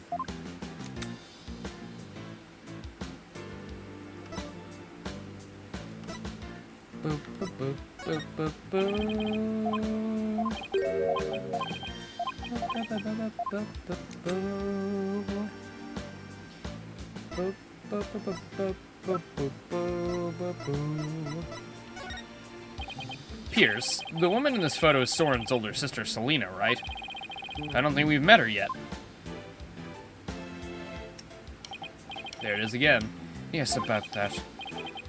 Seems hesitant all of a sudden. If you wouldn't mind, could you tell us about her? Alright, very well. She's a big part of Master Soren's past, after all. Soren's past? Oh, I haven't even gotten into anything. Master Soren will become the next president of Sprocket Aviation. However, that wasn't always so. Miss Selena Sprocket, Master Soren's elder sister, was next in line. So why isn't she becoming the next president? Because she died in a car accident. What? But I had no idea. Actually, Master Soren was also in the car with her at the time of the incident. Losing the sister he loved right before his eyes devastated him. Ever since then, he's buried himself in his research on time machines. He also became a quiet and meticulous, almost compulsive note-taker around then. Ah, that's why he wants a time machine. Got it. Seems so stiff and robotic. I had no idea he was carrying all that around inside him. Master Soren has abandoned the company business and spends all his time on inventions. As the family butler, I am truly concerned. I believe it's high time he let go of the past. Bro, he's like a rich kid. He doesn't have to fucking take over the company if he doesn't want to. Bro can just like, okay, who's next in line after me? That guy can be the guy. I can chill and do whatever the fuck I want with my fortune, bruh. Let him be the inventor. Let him be a crazy little scientist.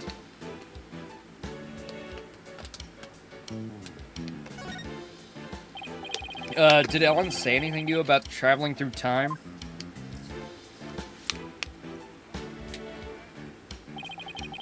She must have been delirious. There's no need to take such a claim seriously. Soren himself said that time travel was possible, though. Master Soren said that. Sounds like he's still stuck in the past. Yeah, you're one to talk. You got our watch right there. He's psychologically stuck, I take it. Ring, ring! Excuse me.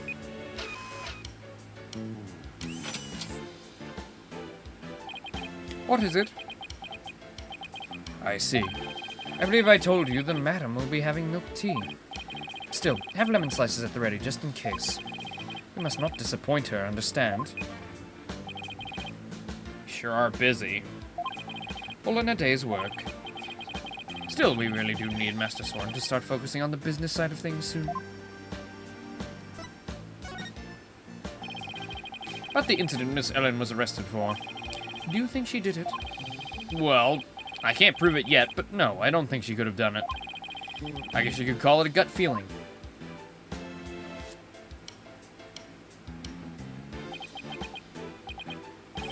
I see.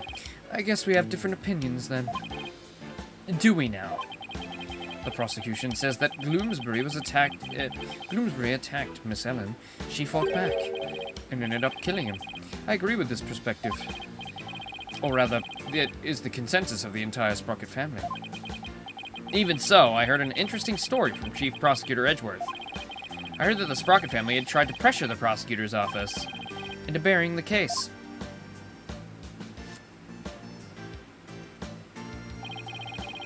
I fear you are mistaken. All we sought was a merely illegal consultation. Besides, none of it matters now, as she is no longer a part of this family. Fortunately for us, they had yet to get their marriage license before holding the banquet.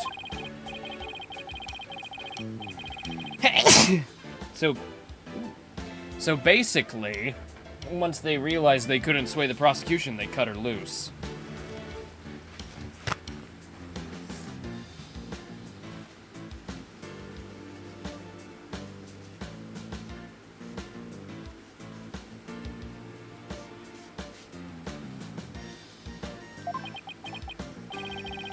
I realize how callous I must sound. But my duty is to protect the Sprocket family, and more specifically, Sprocket Aviation's future. Master Soren, whose genius is essential to the company. I'll do anything to achieve that goal. That is my job as the Sprocket family butler. Well. Where? There's no wells around here.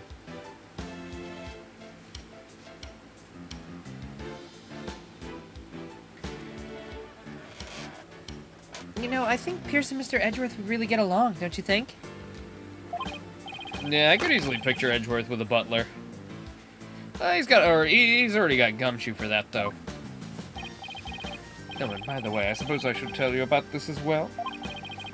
It's about when the members of the extended family and I discovered the crime.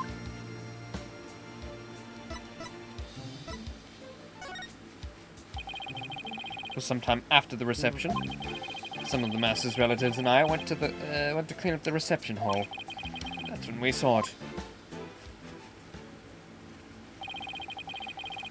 A woman standing in front of the victim with a bloody murder weapon in her hand. It's so big. It was none other than Miss Ellen. But Pierce, it wasn't what it looked like. That's right, she just happened to find the body. I do not know what Miss Ellen has told you, but what we witnessed was unmistakably the moment immediately after the deed was committed. Or the deed. Wait a second, Maya kinda, she's like 27, so, go for it. 28! My apologies. Emma is 27.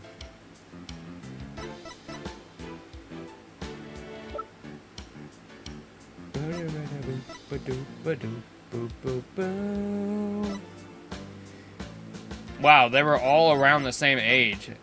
A butler at 26? Should be at least like 40 years older than that.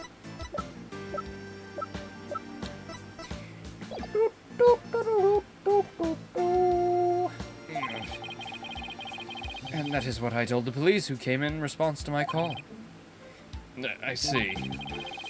So Pierce was the one who reported it to the police, huh? Hey, Nick, what are you doing here? Larry? Oh, man, Edgy gave me a heck of a hard time. Larry, what are you doing here? Here to promote my new character, Q Piglet. I was hoping Sprocket Aviation would do some kind of tie-in with me for it. Wow, I didn't know Larry was such an aggressive businessman. You could learn a thing or two from Nick. Why don't you promote your agency to them? Now's not exactly the time for that, in case you haven't noticed. See, and this is why you'll never be rich. Actually, Larry, I've been meaning to ask you something. You were there on the Flying Chapel yesterday, right? Was I? What were you doing there? Nothing.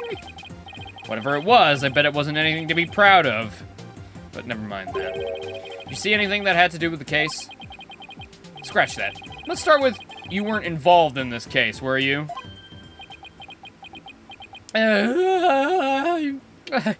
You wanna smoke? You want a toke of my pipe? No, Larry. No. Vergoiven, vergeven, verkakt. He took off. I knew it! When something smells, it's usually the butts. Come on, Maya, after him. Oh, are you leaving so soon? We have to run. Thanks for making time for us. I know you have to investigate, but please try to spare the family's feelings as you do. Yeah, of course. When something smells, it's usually the butch.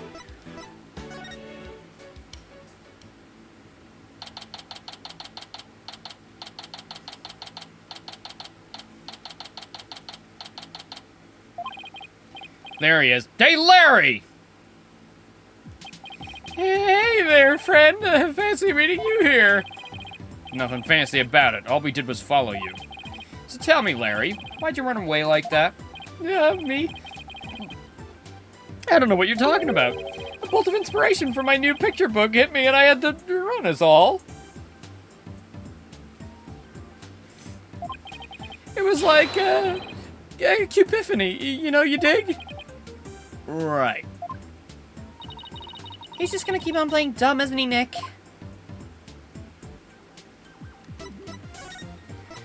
Well, here, I'll prove it. I found this in the reception hall. Say, that's a pretty stylish wallet, ain't it?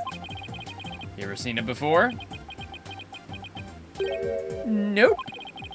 I'll take that as a yes. Which means he must be trying to hide something from me. I don't know anything about that wallet. I'll just have to take him to task later. Do I have my Magatama on me? No. Not yet. Probably will. Come on, Larry. I know you were on that airship, so what'd you see? I didn't see anything. I didn't see anything because I was never on that stupid airship. There we go.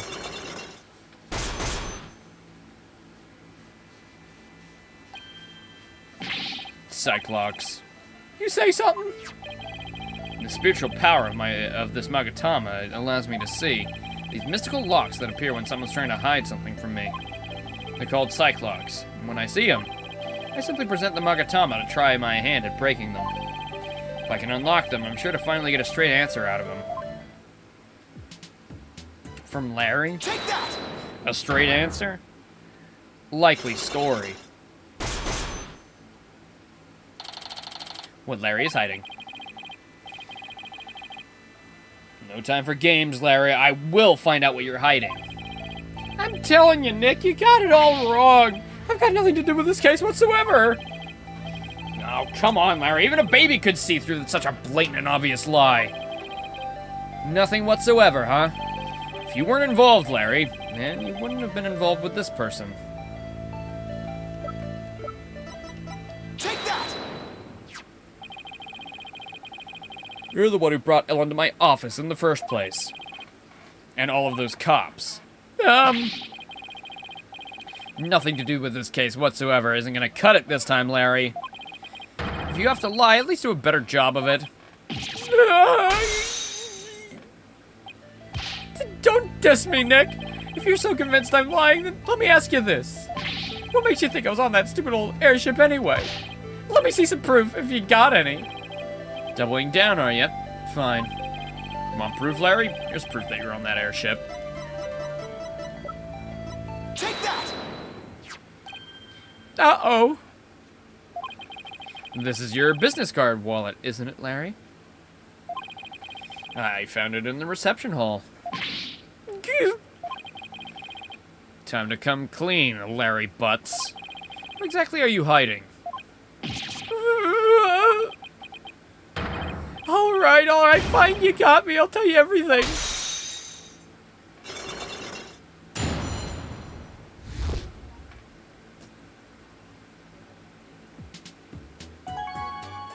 Alright. Larry, what were you doing on that airship anyway? Well, I went to deliver the welcome to our wedding sign they ordered from me. I didn't know you took on real jobs like that, too. Well, for your information, my wedding welcome signs are very popular on the net. And that's how you met Ellen? Uh-huh. I mean, I'd seen her in the photo for the wedding welcome sign, but seeing her in person, the way she smiled at me and said thank you, I felt like I'd been hit by lightning. And that's when you fell in love with somebody else's bride, huh? So, were you invited to the reception? Can you believe they told me only family and relatives could attend? They wouldn't even let me into the reception hall. Smart move on their part, I'd say. I got upset and started wandering around that airship. It must have been when I dropped my business card wallet. So somebody else must have found it. Brought it to the reception hall then.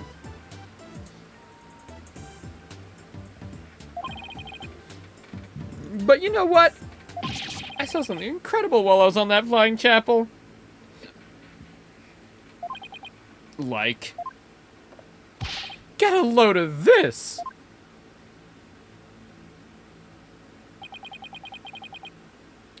What the heck is it? What do you mean, what is this? This isn't obvious, it's a drawing. I sketched a picture of one of the cabins in the airship. So what's incredible about a cabin? Look what's outside the window. It's one of those flying dinosaurs, a real-life pterodactyl. I looked out the cabin window and there it was, just flying out there. Larry, do you want to take a look at that lake over there and, you know, maybe look at it upside down? Doesn't it look like a certain something, a certain half of the map?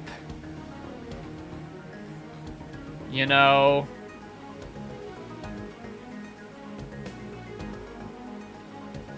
There were strong winds after all.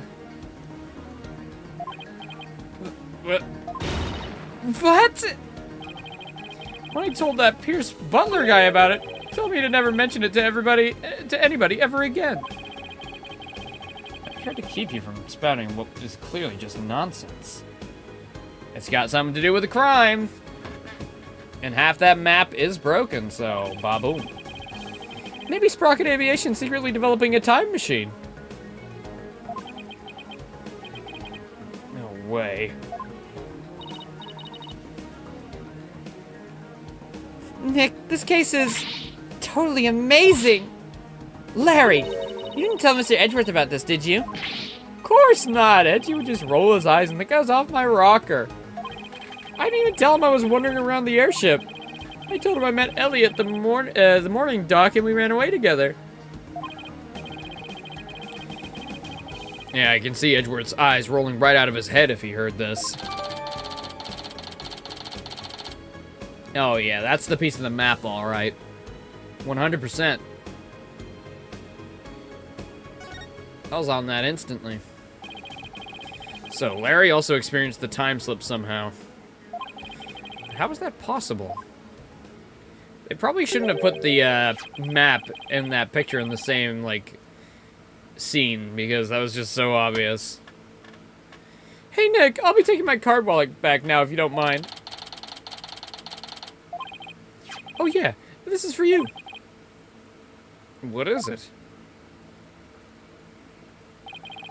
It's a picture of the hole. I took it while I was walking around the airship.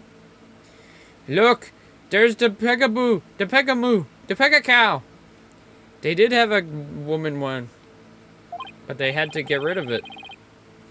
Oh, they had to get rid of it because he hid the body in the other one, probably.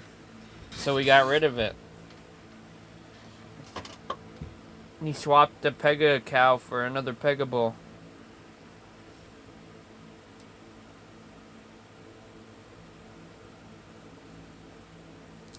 See, there's Ellie right in the middle. The hold? Yeah, see, it's right here on the diagram.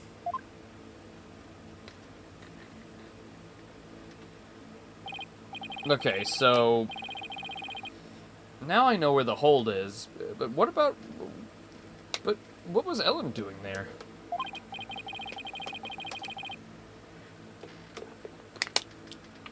Well, they were using it as a prepping area for the reception.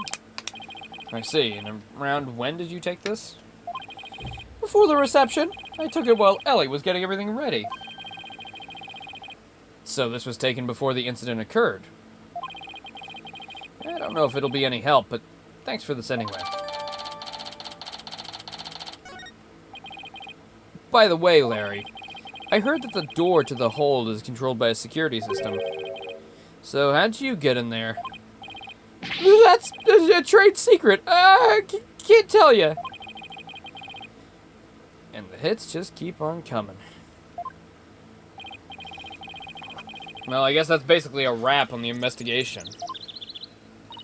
Not quite, Nick. I want to meet Ellen again, too. Oh, right. You never even met Ellen.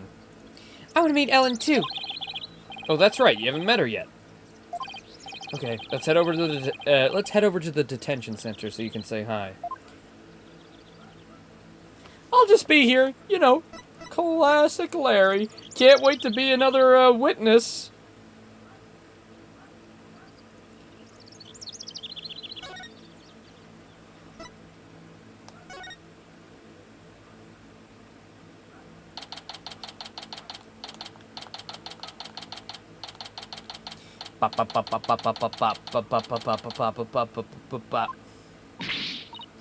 So why?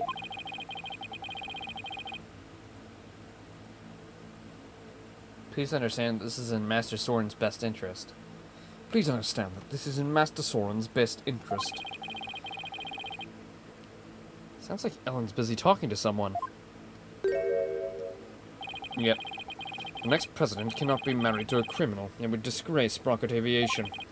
Miss Ellen, I need you to forget about this marriage. Pardon us. Well, if it isn't Mr. Wright. So their marriage is definitely off? There's no other choice. We cannot have criminal in the family. For the sake of Master Soren and the Sprocket family, this is what's best. No. In that case, what if Nick here proved Ellen's innocence? Then you would have a criminal in the family, right? I suppose you're right. I'm afraid that will be impossible. Solved that yet? Yeah, Pierce is he's the killer. And the key piece of evidence is the pterodactyl that Larry saw, of course. The pterodactyl that is 100% not the broken map that broke off in the wind. Not at all. The real pterodactyl, of course. That's not true. Not for Nick. He may look like a nobody, but he can do some pretty amazing things. I don't take cases on lightly, so rest assured I will prove her innocence. Mr. Phoenix Wright, I understand your name is quite well known in the judicial world. For better or for worse. Pierce, I want you to promise me this. If I can prove Ellen's innocence, then you won't stand in the way of Soren and Ellen's marriage. Very well. But not even the most talented lawyer in the world can change reality itself.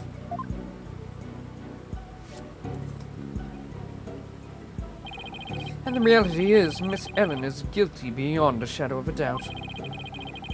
I believe that's where you're wrong, Pierce. I'm clean, I swear I am. Obviously, compulsively clean. Just as clean and as pure as this pure white dress. Fine, you have my word. But you will be the one to regret this promise. Now, if you will excuse me.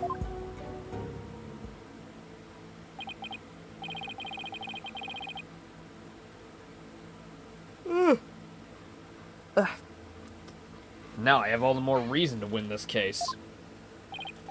Ellen, we finished our investigation and we'd like to talk to you about what we found.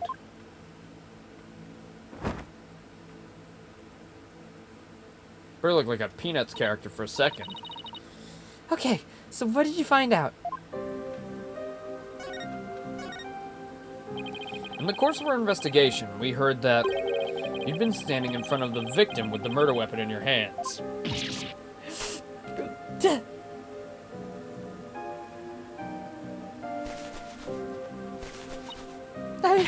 It wasn't what it looked like. It sure was holding the murder weapon. When I found him, he was already dead.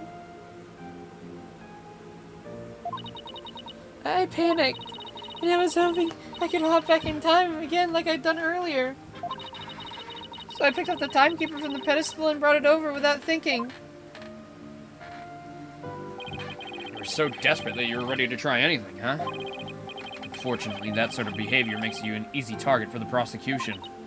No. As far as your little trip through time, none of your in-laws could confirm your story, I'm afraid. I see. The only exception is Larry. He said he saw something. Really? What did he see? A pterodactyl? I can't say I quite believe it myself, but Larry claims he saw something incredible. He claims he saw a pterodactyl flying outside the airship. Definitely not the broken side of the map, 100%. No, no, no, it can't be.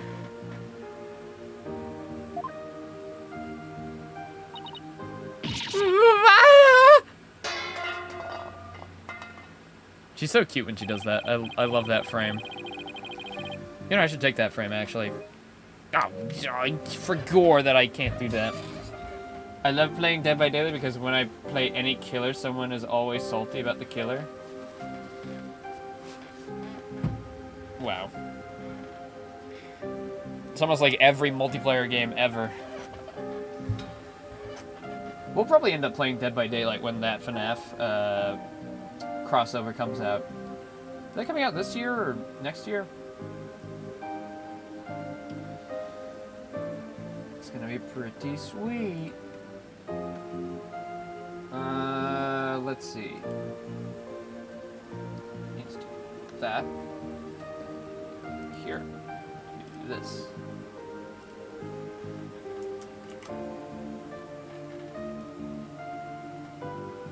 Yoink. Yoink.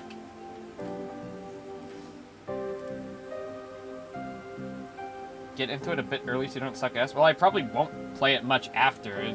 It's more so just to do the FNAF stuff.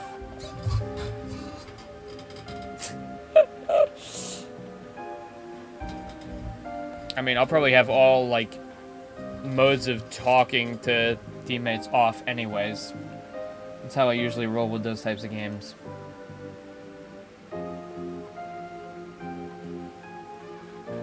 I was initially not going to do it because I thought voice chat was mandatory, but it's not, luckily. Not only that, but apparently Pierce, Nickety, told Larry to keep quiet about it.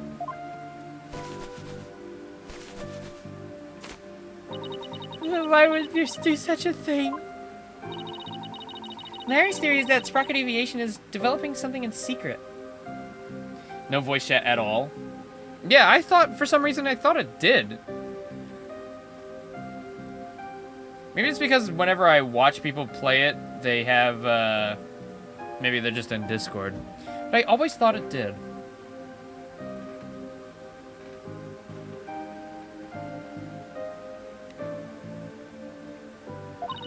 A time machine, to be exact. Do you think that's why nobody would confirm my story because it's a secret? I really don't know.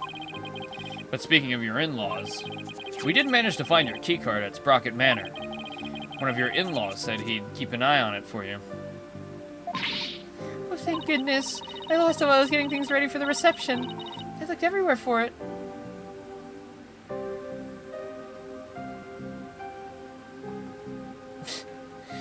Do you love playing as Wesker when he starts shit-talking in the middle of a match? Well, that's Wesker for you. You see, I'm going to fucking kill you for fun, and then I'm going to make a funny disease, and I'm going to name it after you for your failure and failing to stop me. But Wesker...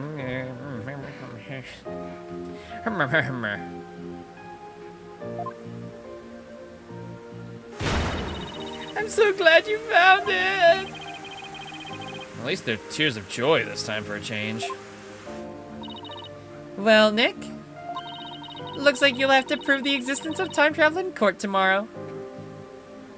I do like that they made Maya very tall, you know, to kind of signify that she is, like, very much 28 now. I guess the perspective angle has improved a lot. There were a lot of fucky perspectives in the other games. That's right. I swear that while Mr. Glycerin was killed, I was busy traveling back through time. Great. With stodgy skeptic Edgeworth at the helm for the prosecution tomorrow. We're really gonna have our work cut out for us.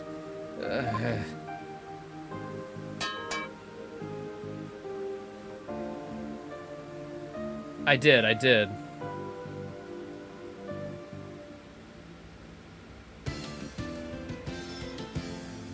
My Meemaw bought me a drink the other day, didn't tell me about it? Oh, I would love an energy drink right about now. Yes, please. An energy drink to coincide with our,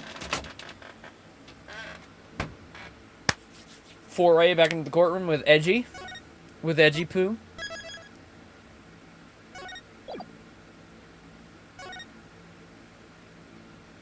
Dude. When the new Ace Attorney game gets announced, I'm gonna pop off so fucking hard. I'm gonna pop off so fucking hard, man. Like, the moment I see Phoenix on that screen, like, I don't know, like the Switch, like Summer's Game Fest or the Switch 2 reveal or whenever it'll happen, I'm gonna go ham. I'm gonna go crazy. I'm gonna fucking throwing shit. They gotta, it's gotta be so close. I mean, last year we got 2 collections, right? We got the Apollo trilogy at the start of the year, and then we got Investigations. So it's gotta be close. I can smell it.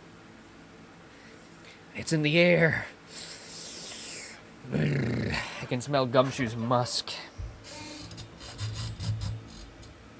I'm very interested to see how it's gonna look, too.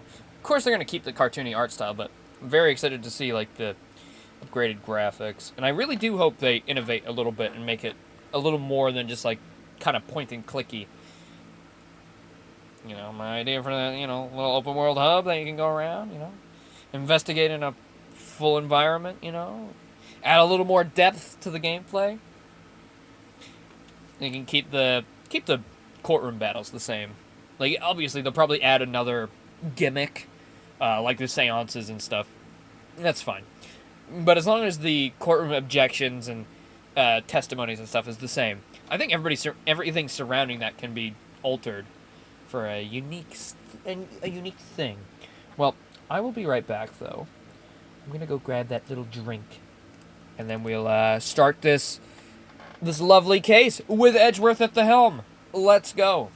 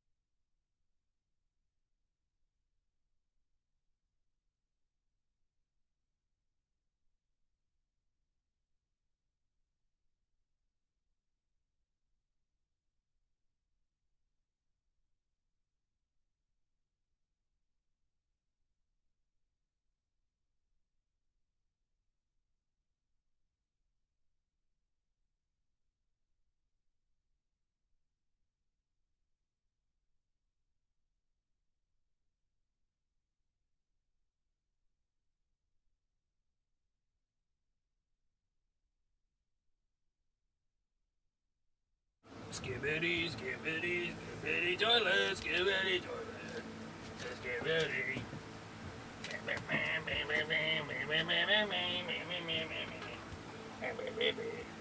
I'm back.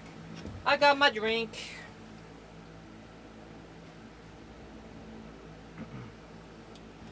You're gone for a while? What happened? I mean, not much, really. Larry saw a pterodactyl, I guess. You know? I think that's basically it. Bruce saw a pterodactyl. A pterodactyl. Pterodactyl. Alright. I might want to grab a quick, I don't know. A little something to forego my appetite. Keep going. How? I really hope, at least I hope we get a trailer for the next Ace Attorney game this year. At least. That we don't have to wait that much longer. Because I feel like maybe after the success of, well, it had to have been successful. They remastered and ported everything else. But, after the success, I don't know for sure, but of, the collections, or the initial one, the Phoenix Wright one. When did that come out, by the way? Because I'm guessing if they do have a new one in development, it'll probably start around then.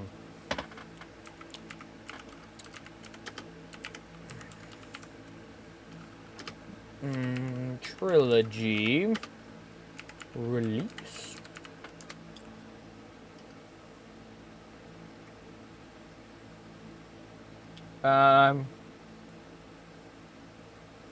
iOS came out in 2012. 3DS 2014. But the modern one for Switch, PlayStation 4, Windows, Xbox was 2019. Okay. So, 6 years. If they haven't been working on a new Ace Attorney, I don't know what the fuck they've been doing.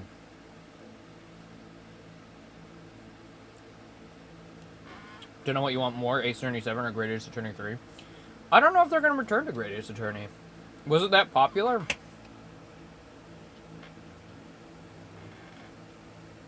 I'm sure it's great. I'm not disparaging it. But, like, if I was in charge of Capcom, like, it would be Ace Attorney 7. Like, no doubts about it. Like, I'd want a reinvention of the investigation side of things. I'd want a little hub. I want return of all the fan favorite characters and some wacky shit to be going down. You know? A frickin' epic prosecutor. And that's about it. Why not both? You know what? Facts. You know what? Facts.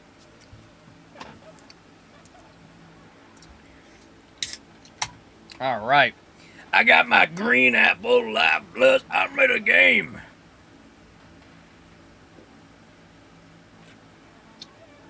I'm ready to object. I'm ready to objectify women. I mean, what? Who said that? Speaking of. Good morning, Mr. Wright. Good morning, Ellen. I see you're still wearing your wedding gown for some reason. I'll continue to wear it until our marriage is saved. Gosh, I hope you're wearing some deodorant or something.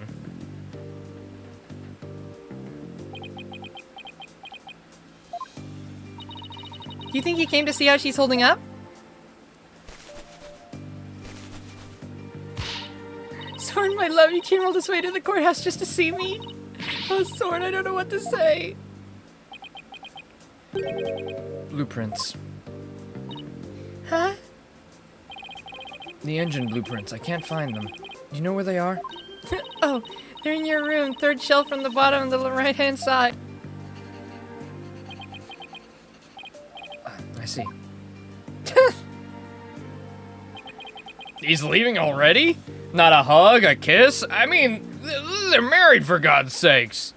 A hug, a kiss, I hope you're gonna get through this. Nothing? Don't tell me you came just to ask about some stupid blueprints. Is he really that cold of a person, or is that just how he comes off?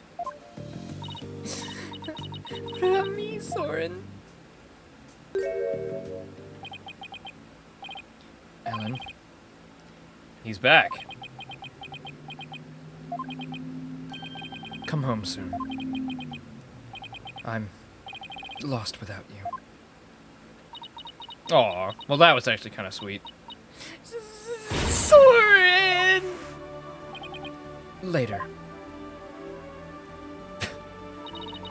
Looks like showing your vulnerabilities is the fastest way to capturing a woman's heart. You should take notes on this, Nick.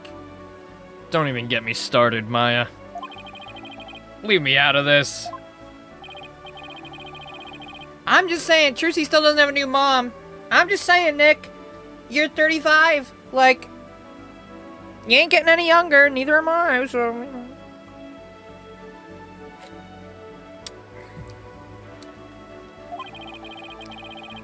It's clear that he cares about Ellen. I mean, cut the guy some slack. His sister died in front of his eyes.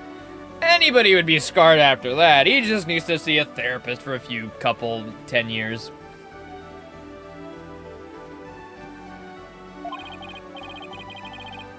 Knowing that, I actually kind of feel relieved.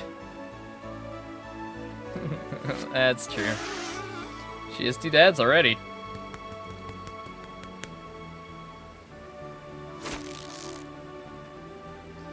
Three if you count the dead one. Mr. Wright, I just absolutely can't be found guilty, you hear? Don't worry, I'm gonna do everything I can to prove your innocence. This is a 2-day thing, right? I didn't actually check the episodes. I should have checked how many days it was. I could have checked myself. Thank you, Mr. Wright. The trial's about to start, sir. Edgeworth. God. I can't wait to see his pecs and the... Never mind. I just gotta fight with everything I've got to save Ellen.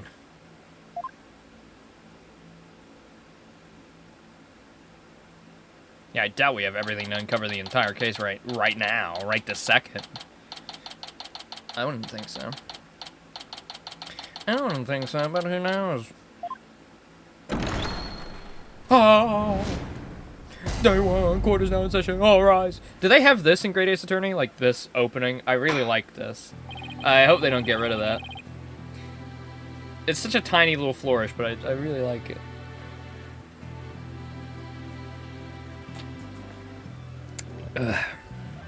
Court is now in session for the trial of Ellen Wyatt. The defense is ready, Your Honor. The prosecution has been ready for a while, Your Honor. Oh, he's not wearing his glasses anymore. Seeing so many familiar faces gathered together like this, I feel as though I'm at a grand reunion. Makes me want to go out for dinner and a drink and reminisce with all of you. Ooh, that sounds like a great idea. I was dying for a real burger the whole time I was away. Not to your memory? No. The cool flourish has been killed, axed off. Murdered, if you will. We could make it a welcome back party for Maya. How about it, Edgeworth? I have no intention of cavorting with my enemies. Besides, our date night was planned for tonight. You're not intending to flake on me, are you? For some phony baloney welcome back party for your assistant that you've known for years. She doesn't need a welcome back, if you ask me. What about me? This over here is supposed to, you know, throw away tradition for your stupid little fucking little slut? Yes. That's what she is. Now then, Your Honor, let's begin. Oh, little feisty today, are we, Edgeworth? Still not one for light-hearted banter? Jokes and good humor are beyond worthless in court of law. Guess we'll just have to have the party without him then. I didn't say I wouldn't attend. However, after the conclusion of this trial, I might consider joining you for your little welcome back party. I certainly wouldn't mind an invite at the very least. He was. He was, like, pissed off. He's like, what the fuck? Not even gonna invite me? After all I've done for you? Perfect. He's still as emotionally constipated as ever, I see. That's a really gross way of putting it, Maya. Jesus fucking Christ. I'm gonna start using that. Emotionally constipated? That's good. Now then, Mr. Edgeworth, if you could please go over the details of this case for us. No, you. The victim was Dumas Gloomsbury, a servant of the Sprocket household. He was in attendance at the wedding reception that occurred from 7 to 10. Mr. Gloomsbury... Hold on, Mr. Edgeworth. PM or AM? PM. Mr. Gloomsbury apparently felt some animosity towards Ellen Wyatt, and so, a bit after the reception ended at 10 p.m., he assaulted Miss Wyatt with the intent to kill her. The defendant fought back and ended up killing Mr. Gloomsbury. In other words, it was justified self-defense, correct? If that's the case, then the defendant might not be criminally responsible. He's right. Worst case scenario, I could go for self-defense to avoid the criminal charge. I wonder how Edgeworth plans to counter that, though.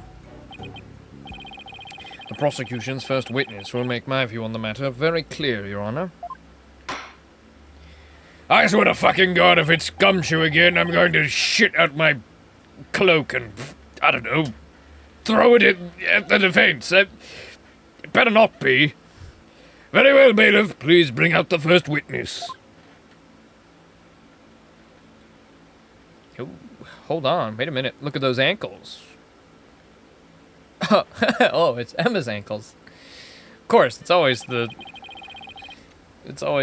detective first.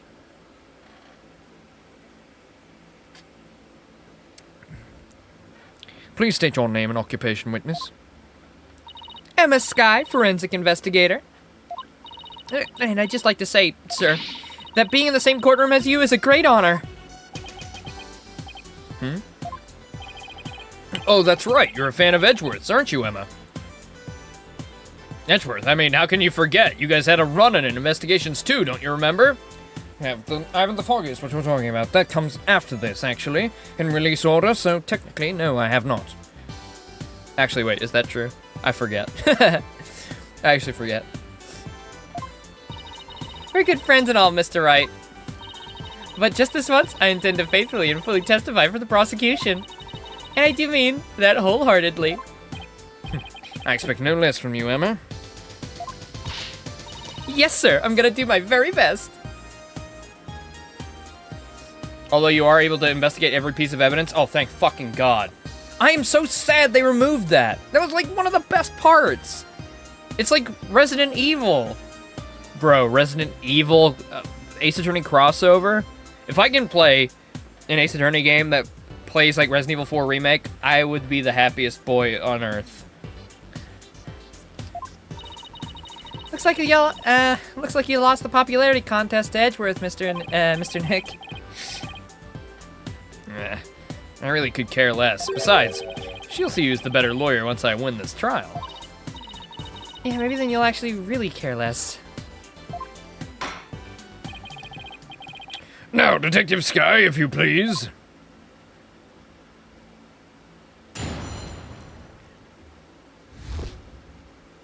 I just want to check.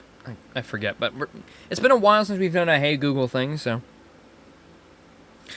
Which came first, investigation? If you have any questions or need anything else, feel free to ask. Yeah. What came first, Ace Attorney Spirit of Justice or Investigations 2?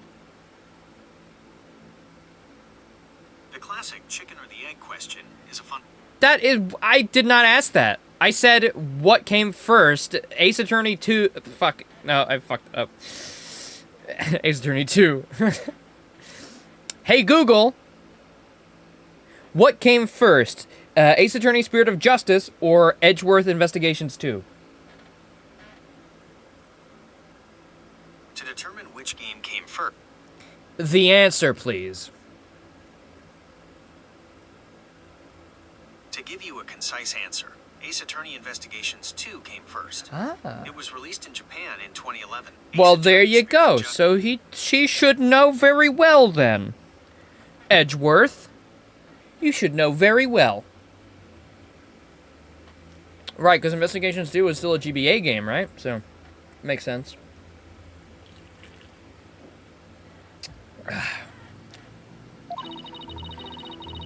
The murder weapon was a clock called the Timekeeper. The victim was hit with it from behind when he fell over right onto the lantern. The defendant was spotted then, standing in front of the lobby holding the murder weapon. It was a DS game? Oh, okay.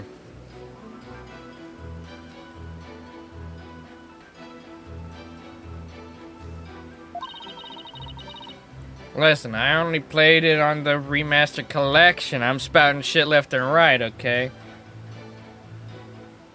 The victim was struck twice, by the way. And every time I ask, it's in one ear, out the other, you know? He was struck twice? That's right. There's no mistake about it. The first blow was to the back of the victim's head. It was hard enough to knock him unconscious. Ugh. I wonder why they didn't put Investigations 1 on... Investigations 1 was GBA, right? They should have put that on NSO Online. Yet despite the fact that he had been immobilized by the first blow, the defendant delivered a second fatal blow to the side of the victim's head. Which means what exactly?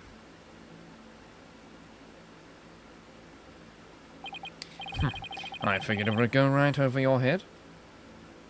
Only the first only the first trilogy was GBA? Really? Okay, so Investigation 1 wasn't even GBA? Ah, okay. Well then put that on NSO then. That'd be a cute little thing. Though can't you play that in like the original quality anyways? So actually, can you? Can you play that? Can you play the like pixel art version in the collection, or is that not a thing? Because you could in Investigations, I'm pretty sure, but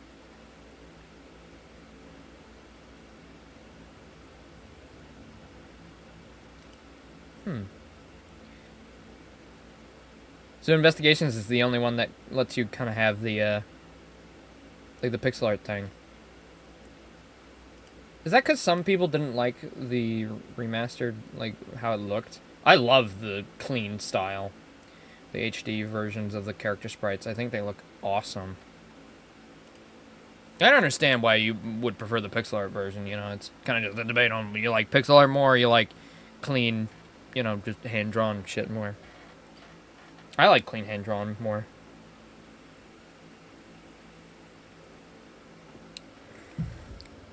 This trilogy doesn't let you do that with the Apollo Justice sprites, either. Yeah. Let's put it this way. By striking the victim a second time, the defendant killed her last chance to escape from any criminal wrongdoing. I would actually like to see how these 3D games looked on the 3DS. Like, I'd like to see how, like, fucky it kind of looks. Or, like, I'm guessing it would look actually kind of charming with the lower polygon count. Because some of the models do look a little weird, like being smoothed out, but that just happens. Imagine this, but crunchy. I like crunchy, kind of. Oh, he's got his glasses in his shirt pocket. That's cute. Look at that. They got that glasses graphics. They had that on Larry earlier, too. She did, but how, Mr. Edgeworth? The defendant may have been fighting back because she was attacked. She was being attacked. However, she then went to deliver the fatal blow to a man who was already fully unconscious. By the way, that's a crazy line. But that means, like, the most work went into the Investigations collection, right? That was, like... It seems like that had the most remastering work done to it. With the ability to, like, swap to the original art style. I feel like that's, like, the ultimate, like... collection in this case. Sure, Investigation 1 is far from the best in the series, but Investigation 2 is up there. So...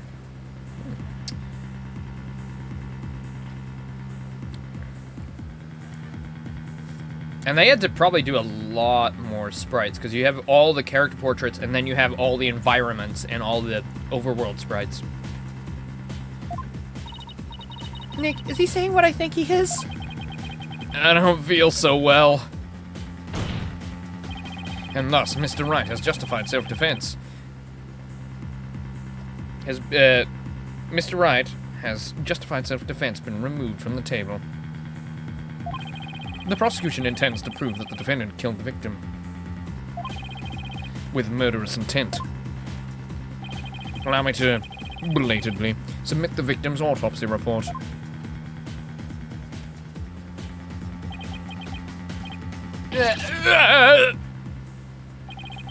So that's why he was acting all smug. Well, more smug than usual. It's fine, right? It's not like we're gonna plead self-defense anyway, right? Yeah, that too. Though to be fair, they probably could have pulled from the fan translation as well. Right, but now the judge has a negative impression of Ellen.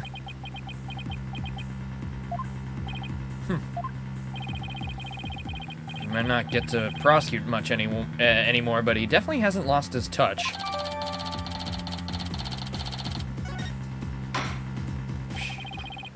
Now then, Mr. Wright, you may begin your cross-examination.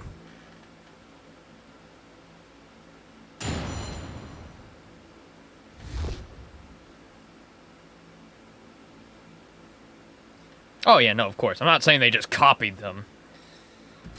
But like, you know, who's buying the collection is fans, so. You guys were pretty sure that the community was pretty sure that they did reference the translation at sometimes? Or like, you can like trace back some lines that are just like changed in the exact same way. I don't know. I hope they did. Because that would be very sweet and very nice for the community if they did do that. I think like the Ace Attorney devs care a lot for the community from everything I've seen.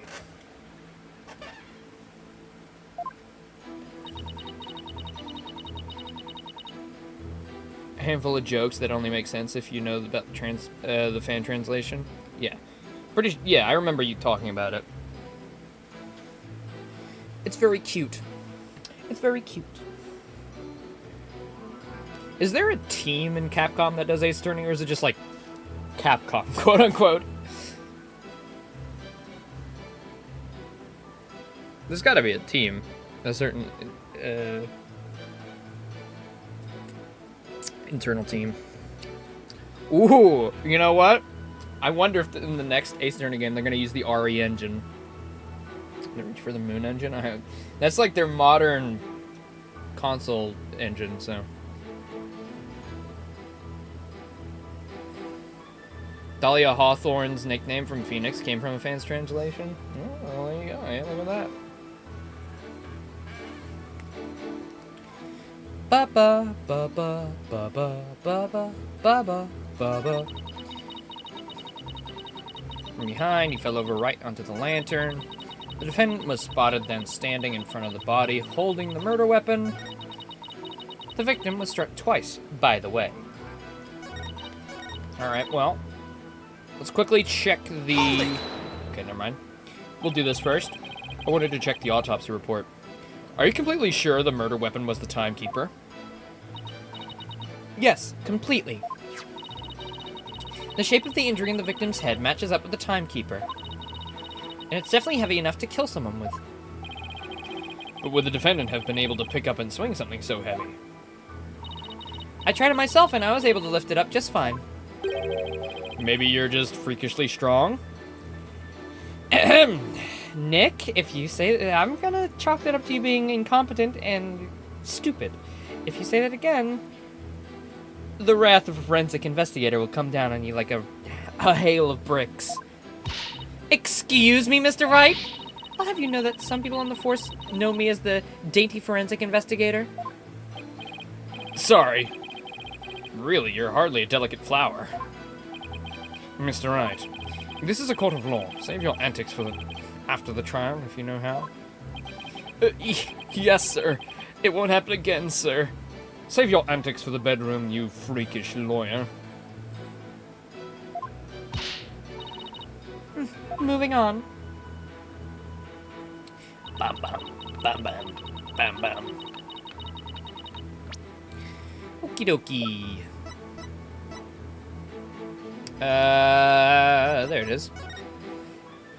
10 p.m. to 1 a.m. That's a pretty big, sweeping timescape there. Cerebral hemorrhage from a strong blow to the head. One contusion was found on the back of the head, and one on the side. The blows were caused by the same weapon. Okay, well. Hold it! The defendant was fighting back against the victim, right? If so, wouldn't she have hit him from the front and not from behind? The victim must have tried to run once Miss Wyatt started fighting back. That's probably when he got hit from behind. I see, that's the blow to the back of his head. The defendant must have looked awfully scary when she was brandishing that clock. I don't know about that. Regardless of how scary Ellen looked, the victim was definitely hit from behind. May I go on? Yes, of course, please do. Ba, ba, ba, ba. It's kind of funny that we're all, like, friends. There's no animosity in this court anymore. We're all just, like, buddy-buddy. Like, obviously, Edward's putting on a face to get to the, you know, the truth. He doesn't want to let feelings interfere, which is fair enough.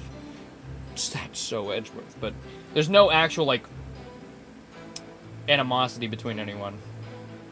It's a nice change of pace than having the prosecution constantly scowling and berating you. And telling you to, you know, let it go and whatnot. And this is definitely after Apollo leaves for Kyuden, especially since they referenced Maya being back and everything. I don't know if I restated that, but it's obvious now. They've very much clearly said it. Hold it! But I thought I'd just, you know, mention it anyway. But that's only because she was so panicked when she found the body. That she tried to use the timekeeper to go back in time. Objection! Ooh. Ooh. Ooh. Ooh. I forgot how bad your new objection is, Edgeworth. Ooh. Objection! Ooh. I like your voice actor in Investigations way better, bro. Eureka! Eureka! Eureka! Eureka! Oh, objection.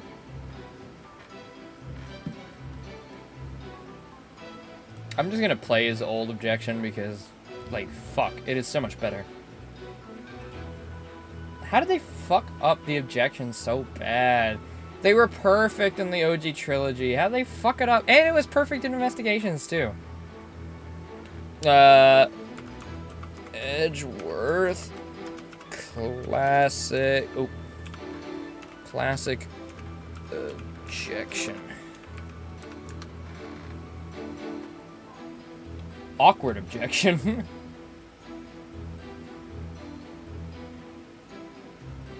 Awkward objection? No, I just want the objection sound effect. Is that so bad?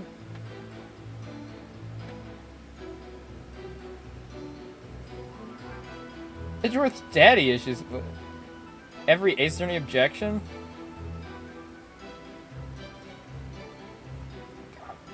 Can I just get?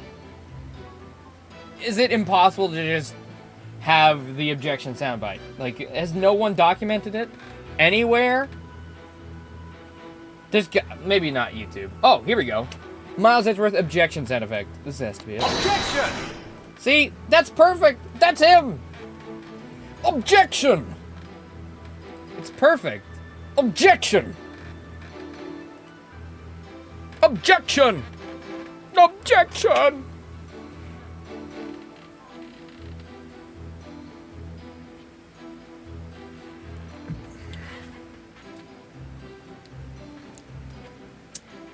Ace Attorney 7 better have better objections, Capcom. I'm looking at you. Listen, I don't gotta, I'm not saying anything, because my abilities, whatever. But, like, if I could do an objection for the game, I would go all out, okay? I'm just saying I would not pussy out like these guys, okay? I give you a full-blown, from the heart objection, okay? I ain't like, gonna give you a objection. No. Mr. Wright, do you have any idea how absurd you sound? But Miss Wyatt really believes she could travel through time with that clock. You really should have come up with a more credible story, Yes, I agree. Me three, but that's all I've got to go on. Anyway, under the circumstances, the only conclusion we can draw is that the defendant killed the victim.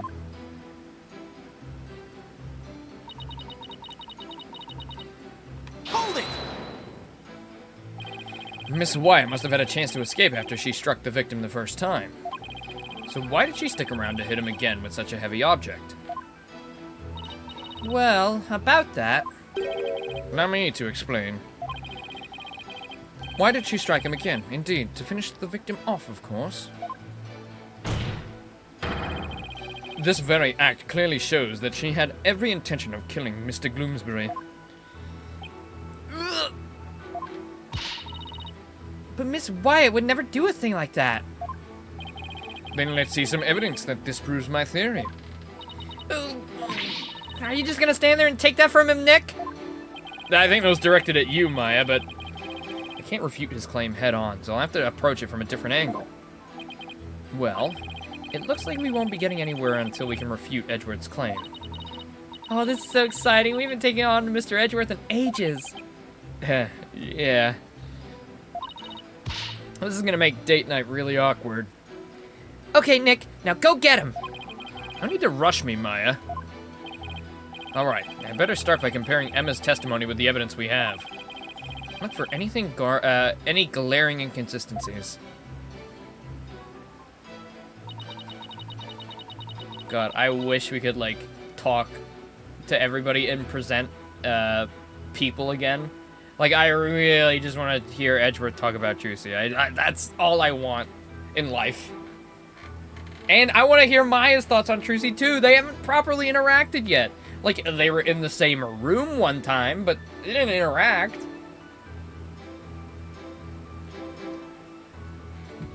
I want to see a Trucy Maya team up, please.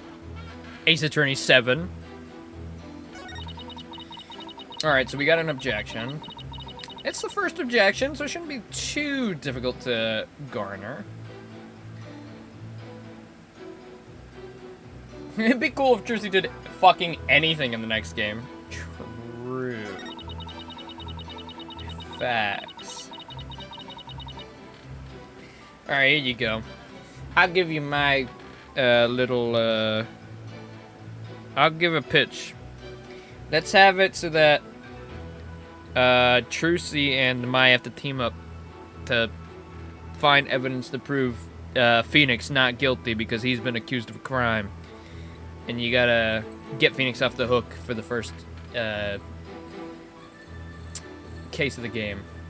And they have to, I don't know, call Apollo back from Kyuden or something, or Athena, maybe. Have Athena do it, I don't know. Just something, anything. Do something! Bring Gumshoe back, I don't fucking know.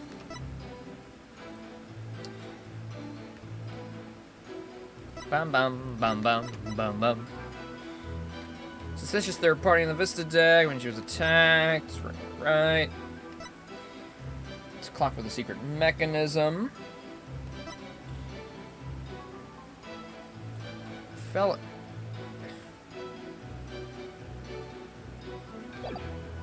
Victim was spotted. The victim was hit with it from behind, and he fell right over onto the lantern.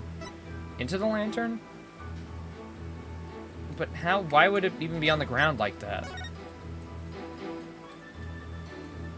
Why was it even like that? Oh, look, he's got blood on his hand. Yeah.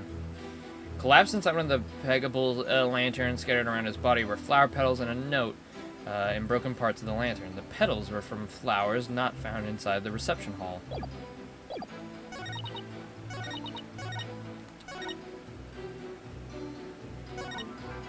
Pantless spotted then, standing in front of the body with a murder weapon. Victim struck twice, by the way. It might be this one, because it doesn't look like... Obviously, yeah, he fell on it. There's damage, but why was it over on its side?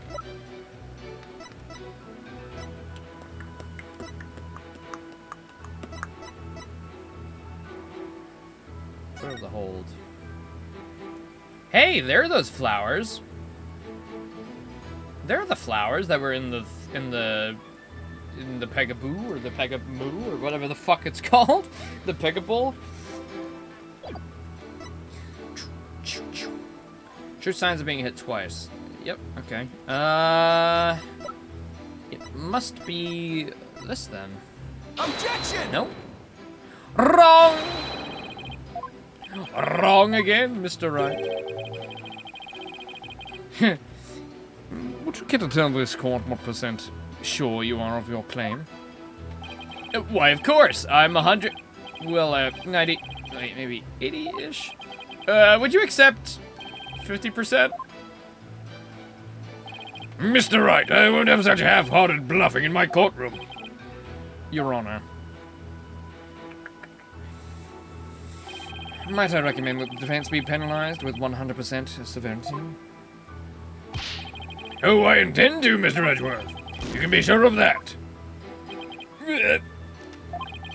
Guess I can't say I deserve 0% of that.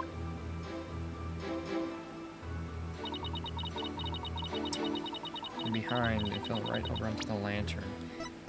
Is that so? Is that so?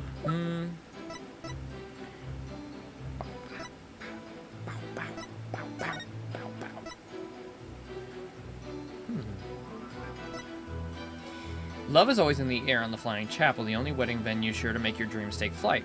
After the ceremony out on the Vista decks, Rocket Aviation majestic Pegamoo mascots will light up the happy couple from both sides of the sweetheart table.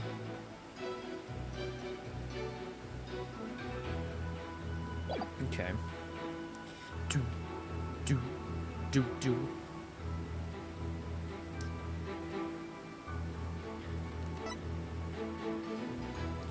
Timekeeper doesn't look, you know, damaged in any way, really.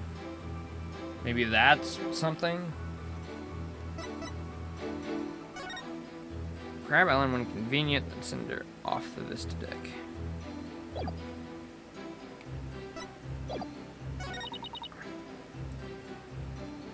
Spotted sitting in front of the body, holding the murder weapon. Bum bum bum bum bum bum. Maybe if we refute the claim that it's the murder weapon, but it seems pretty clear that it is. Because of the dents in his fucking head look like a blimp, I guess.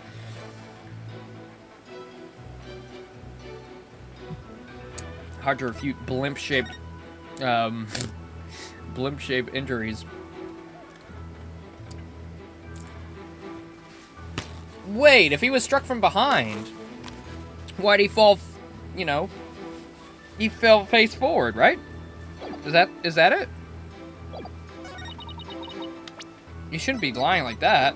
Objection! Yeah, baby. Detective Sky, I'm afraid I have to apologize in advance. For what? For embarrassing you in front of your idol. What do you mean? If you take a look at this photo of the crime scene, you'll see that the victim is lying on his back. But if the victim had been hit from behind, as you claim, then he should have fallen over into the lantern face down. Oh! It's not enough to simply take someone's side, Detective Sky, even if it's Mr. Edgeworth's. Ugh. Well, there does appear to be a flaw in Detective Sky's testimony. Mr. Wright, if you think I'm gonna just back right down, then you're sadly mistaken. Emma's unusually fired up today. Don't forget, she's in front of her hero, Nick. If the Steel Samurai came to watch this trial, I want to do my absolute best too. Listen, Mr. Wright, it's entirely possible that the defendant moved the body after he fell over. In that case, there wouldn't be any contradiction, right? Indeed. That was an excellent counter-argument, Detective. You can count on me, sir. You know, I could get used to having someone actually capable for once. Her mistakes seem genuine and not like a foreshore thing, like a certain piece of gum that I can't seem to remove from my shoe. So, what do you have to say about that, Mr. Wright? Is it possible that the victim's body was moved after he fell into the lantern? It's not possible. I don't know why, but it's not. Sorry, Detective, but there's no way the victim's body was moved after his death. Oh, really? And what makes you so sure? Oh, the debris? The Deborah? The debris, or the, you know... Debris. Those broken bits of the lantern? Yes, if the body had been moved after the fact, these fragments would have fallen off of it. But as you can clearly see, they're lying perfectly undisturbed on top of the body. This means that the victim must have been lying face up from before the lantern even broke. You're right! Well, wait a minute. If that's true, then when was the victim killed? I mean, the lantern was still whole during the reception, right? Right, which means we've just overturned a major assumption about this case. If the victim was already dead before the lantern was even broken, then the body must have been inside the lantern since before the reception started. In other words, the defense asserts that the victim was killed before the wedding reception. What? Well,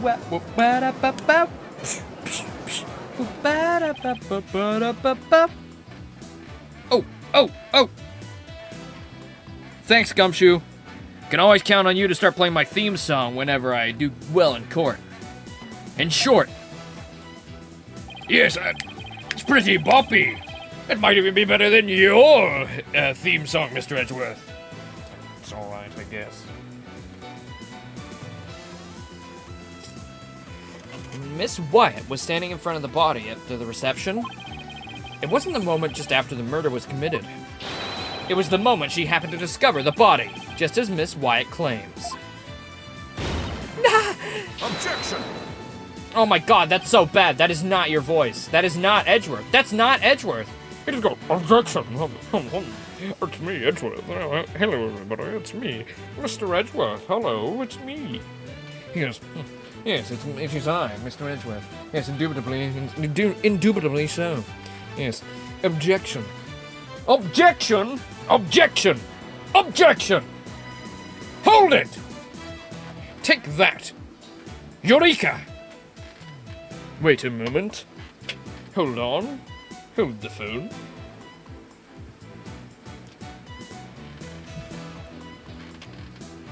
Now see here! Whether the act was committed before or after the reception is entirely inconsequential. After all, it was the defendant who prepared the reception hall for the event in question. Therefore, when the murder occurred changes nothing with regard to her guilt.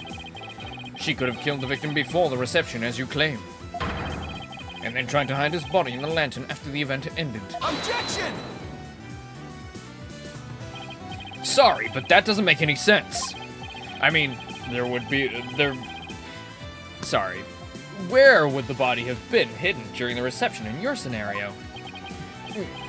That's... Even you have to admit, Mr. Edgeworth, that this has opened up a new possibility. You explain, Mr. Wright? Well, if Miss Wyatt didn't commit the crime in the reception hall, then that means someone, somewhere, put the victim's body into the lantern. I suppose that does make sense. A dead body couldn't have put itself in there. Exactly, Your Honor. In other words, if the murder actually occurred before the reception, it opens up the possibility that he was killed somewhere else, the defendant didn't do it, he was killed some other way. He was killed somewhere else. If the body was hidden inside the lantern, then it's possible that the body was moved along with it somewhere else. Oh, you're right! You can run that mouth of yours all you want. Won't make me any more willing to fill it up. Jesus, Edgeworth. Later, come on! But do you have any evidence to support what's coming out of it, Mr. Wright? Of course I do. I think the answer lies in that piece of evidence. And in something that was left at the crime scene that will point us to where the victim was really killed. Oh yeah, no, it was definitely like the... You know, where those flowers were. Very well, Mr. Wright, in that case. What proves the lantern and the body were moved from somewhere else? This. Take that! This. Uh-oh. Maybe I had to do that in the reversed order.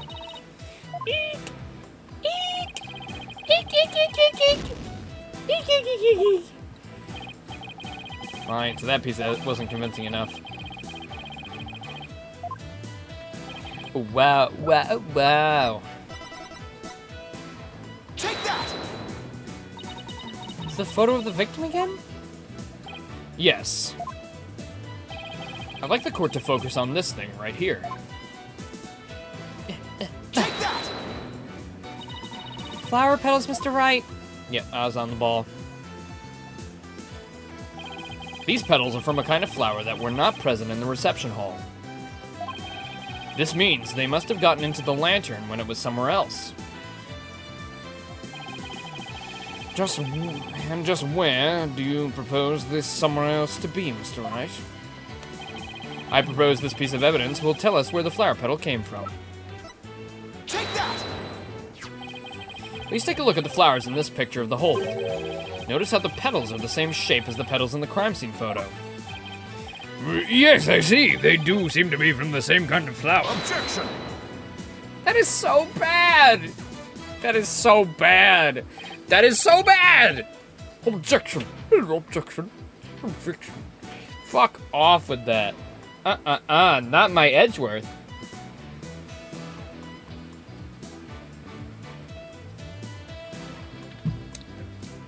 It's a far cry from silence.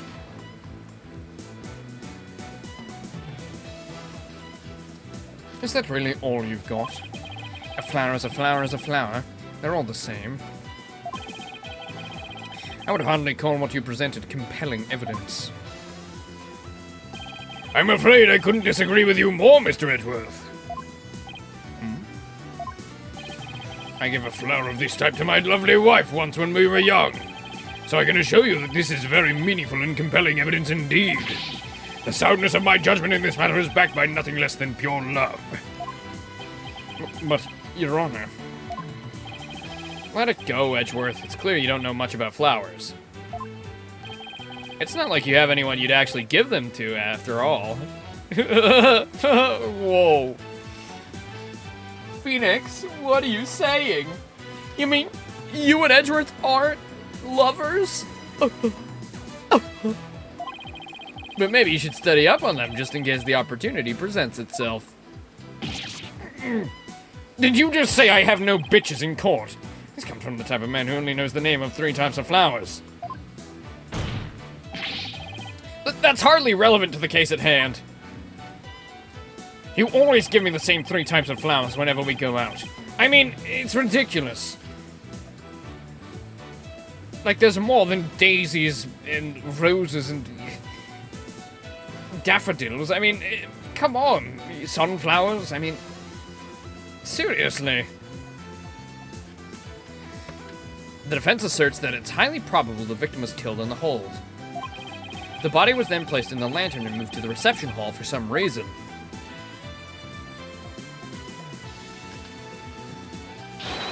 It would completely destroy the prosecution's case. Then you mean the body was...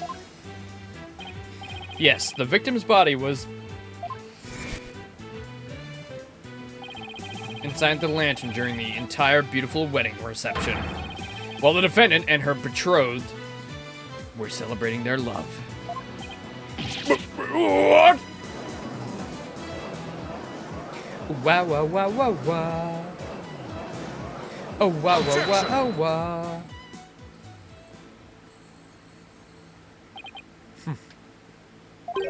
Your smooth talk might work on his honor, but it won't work on me, not inside the court of law.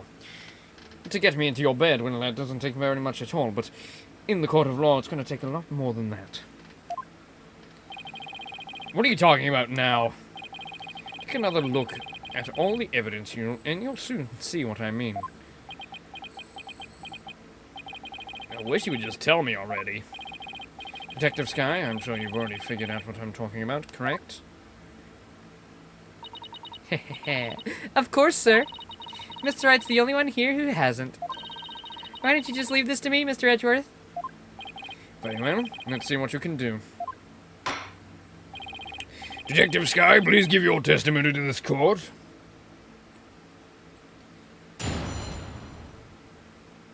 Whoa.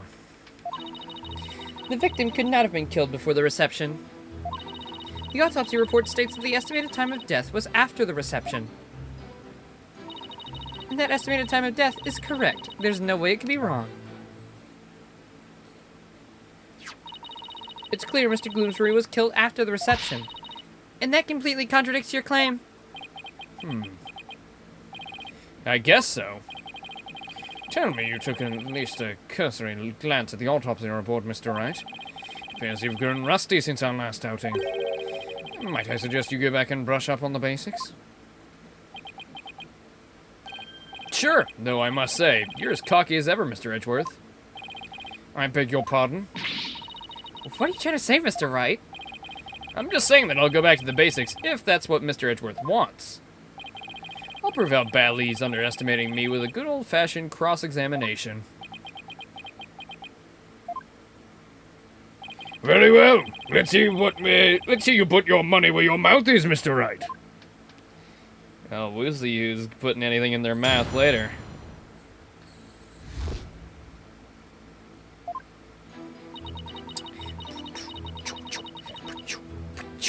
Hold it!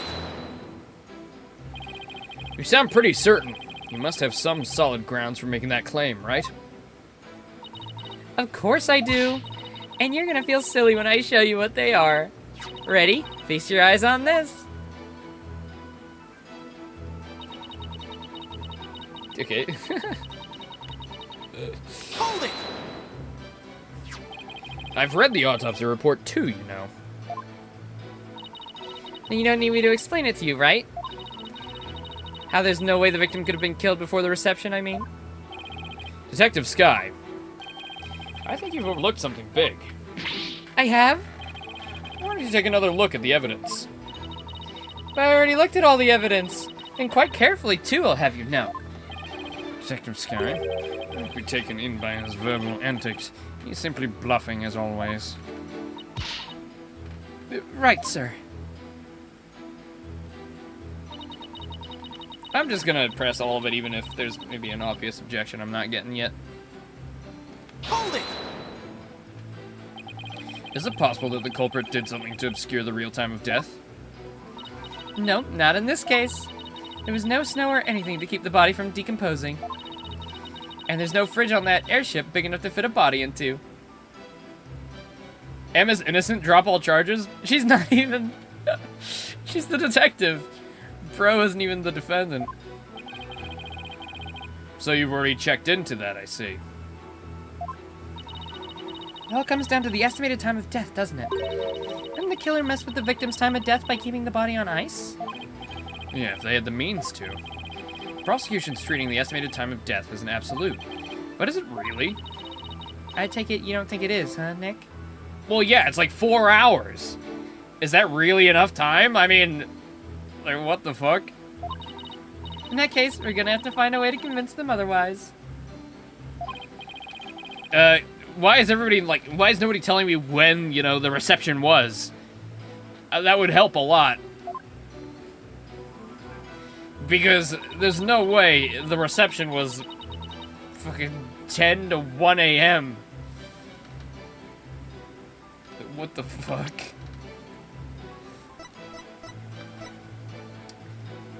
Bum bum bum bum bum bum bum bum.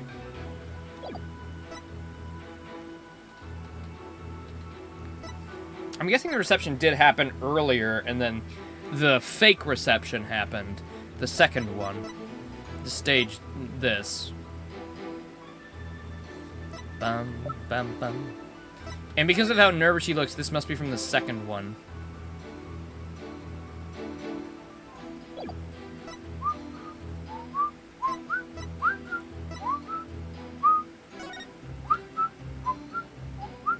Should I just go 10 to 1 and be like, bro, that's like so much time. Objection! Okay. Mr. Wright, we literally just presented that as an objection to you. What makes you think that's the objection to us? Why do I have to sit through this again? I already saw it. Let me skip it.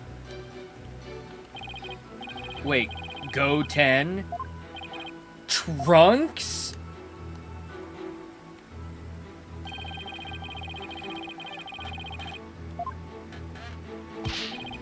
I'm glad I don't have a face cam. I just made the stupidest face.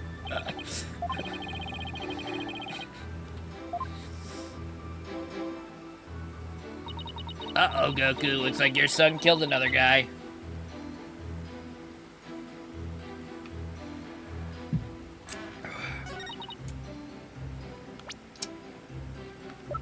Is that right? Objection! Uh-oh. Oh, shit. Phoenix is acting like it was very obvious. I hope. Isn't there a contradiction here?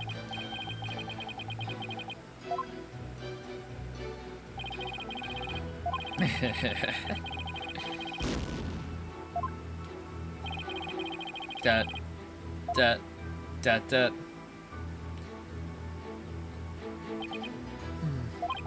With a lawyer like you, Mr. Wright, even I feel bad for the defendant. Maybe after the trial I'll kiss your booby all better, hey, Mr. Wright? Well, you don't have to feel bad for her for long. I'll get it right next time, you'll see.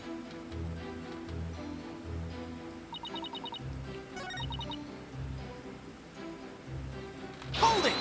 Wait, I didn't mean to do that again. Oops. Oopsie daisies! Let me look over the evidence again! Get out of my face!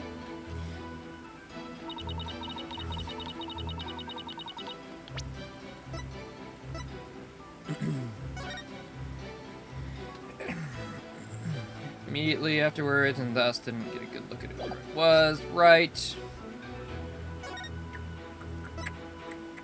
Da, da, da, da, da, da. Da, da, da. Oh, wait! There's our evidence that it was the second thing. Because you can see the Pegabull statue, and that's supposed to be Pegacow. You can see that there was 2 receptions. Objection! Oh! Thought maybe that was now. A now thing. Nope. Looks like we're gonna have to get a refresh. I kind of wanted one, though, because I already ran out of my lives. It's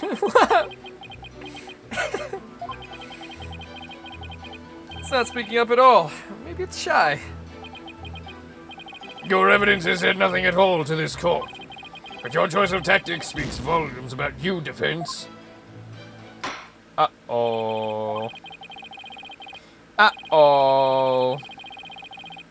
Uh-oh. Uh-oh. Stinky. Boo. Haha. Boo. Stinky.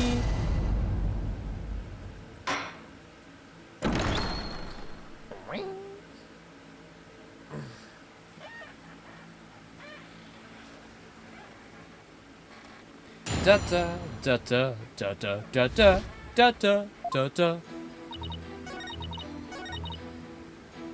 Being a prosecutor seems way easier. Yeah, facts. All they have to worry about is, you know, investigating. Just lie, Brett. It's true, they don't get penalties. So it's like, okay, cool, I can just lie as much as I want. For fun. Ooh, ooh, ooh. To be fair, Edgeworth doesn't really.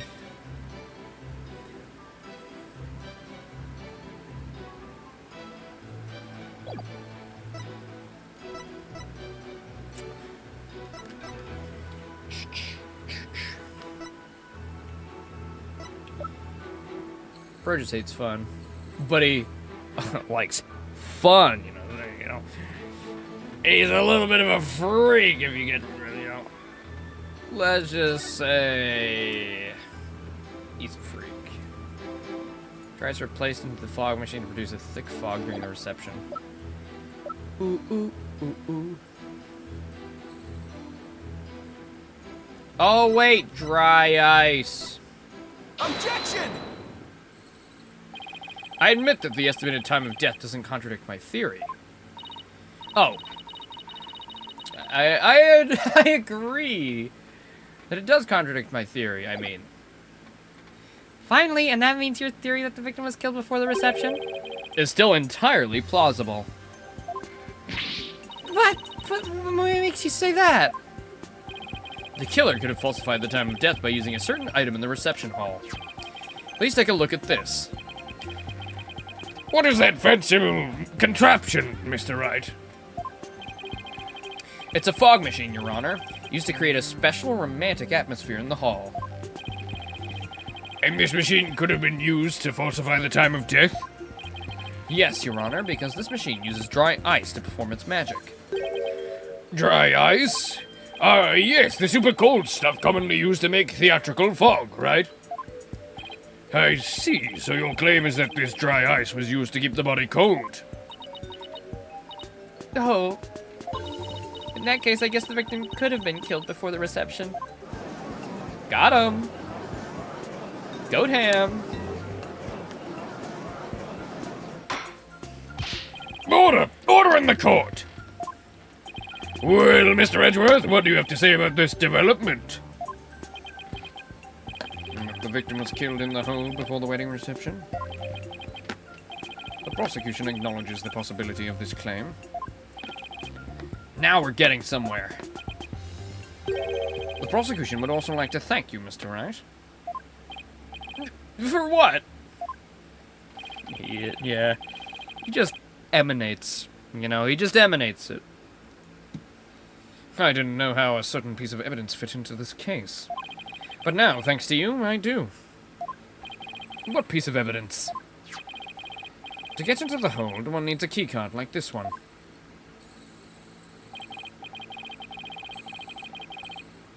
And here we have a record of those who entered the hold with such keycards.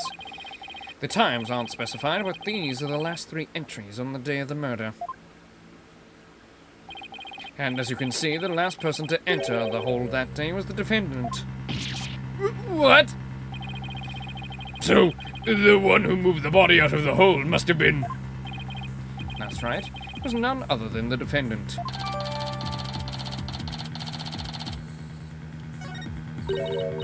Hey Nick, take a look at this entry record. There are a couple other names on here besides Ellen's. Hey, you're right. According to the entry record, Mr. Edgeworth, Pierce Nickety had also gone into the hold. Isn't it possible he could have been the culprit? Objection! Ugh. Such a bad... I just want to, like, tape over that objection. Like, put a potted plant in front of it or something. Put Charlie in front of that shit. Get that out of my sight. Sorry, but Mr. Nickety was escorting a few of the guests at the time. I'm sure they would be happy to testify to that fact if you'd like. Think me cocky all you'd like, Mr. Wright, but my confidence is rarely misplaced. Now then, it's probably safe to assume, after killing the victim in the hold, the defendant moved his body to the hall in order to dispose of it discreetly. What do you mean by discreetly? The defendant volunteered to take care of the reception's cleanup personally. That means she would have had the chance to dispose of anything in any way she wanted. including taking the lantern off the airship without raising any suspicion. Don't tell me you didn't know about Miss Wyatt volunteering for cleanup duty, Mr. Wright.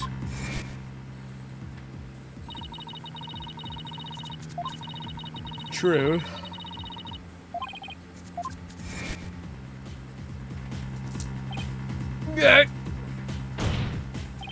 Look at you, sweating buckets like a rookie, even after all these years.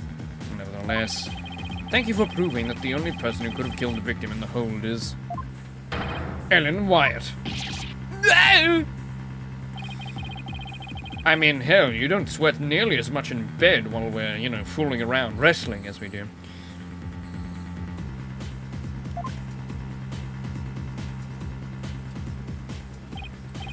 Perhaps you should ask Miss Sykes for some help in reviewing Defense for Dummies. Way to go, sir. You got Mr. Wright in a cold sweat. I wonder if maybe the promise of seeing that miserable look on the face is what brought me back to court today. Certainly made all of my stress and woes as chief prosecutor melt away. I guess he had a lot of stress built up. I'll give him something to stress over before we're through today. Your Honor, the prosecution asks that you render your verdict at this time. Before that man over there tries to throw the court into chaos with his meaningless bluffs. I see, Mr. Wright. Are there any last meaningful bluffs you'd like to present to this court? Why does he have to assume it'll be a bluff? Nick, hurry up and throw a good one out there. I will! Well, alright then. Let's see. I've got it. How do you know it was Miss Wyatt who used her keycard?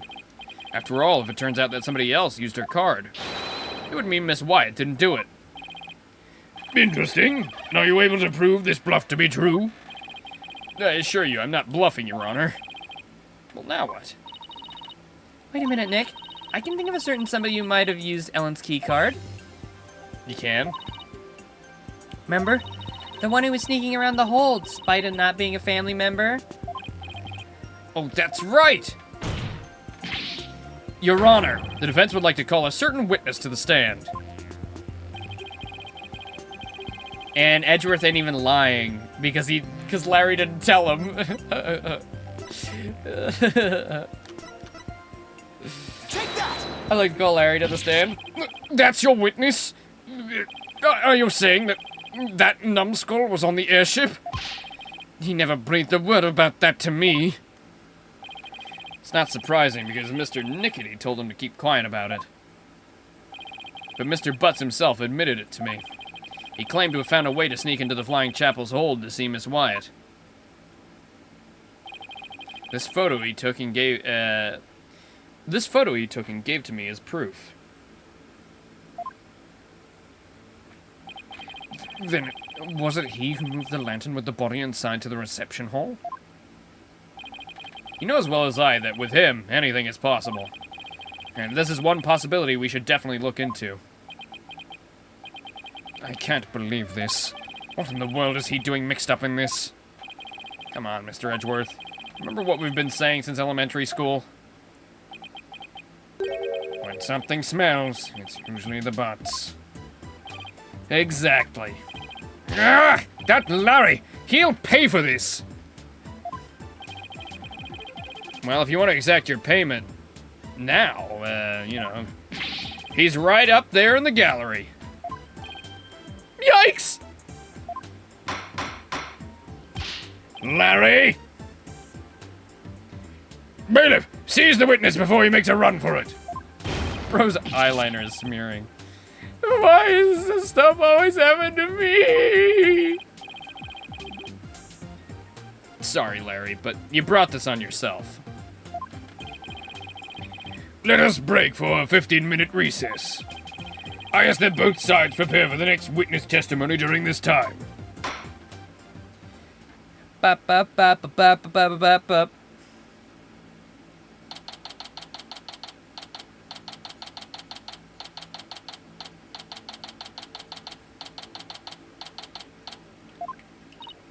Wow, it's been a while since I've had this much fun and excitement.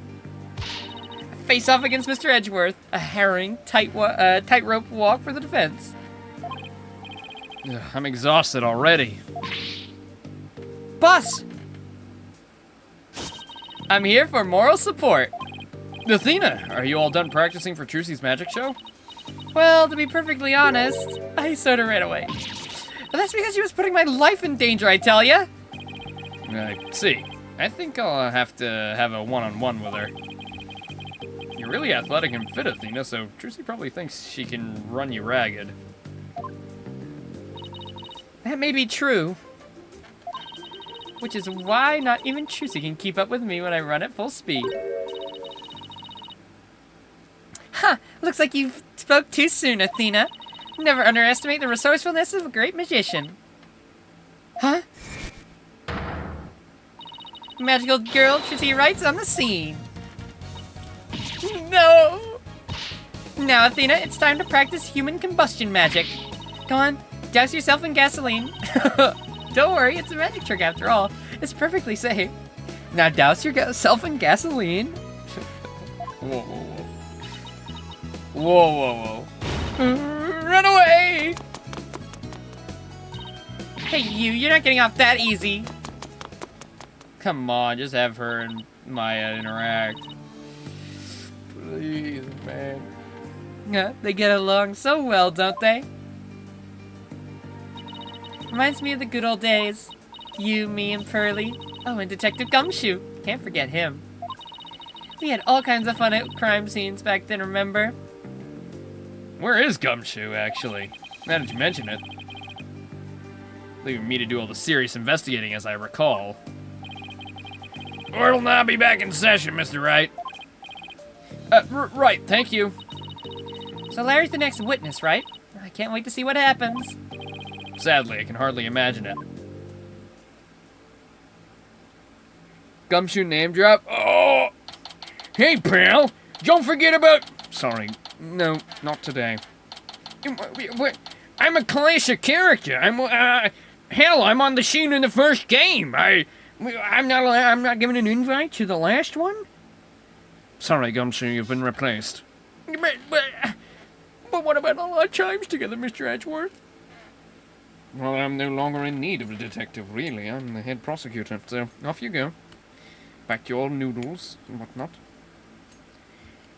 But I can't even afford Al Jones.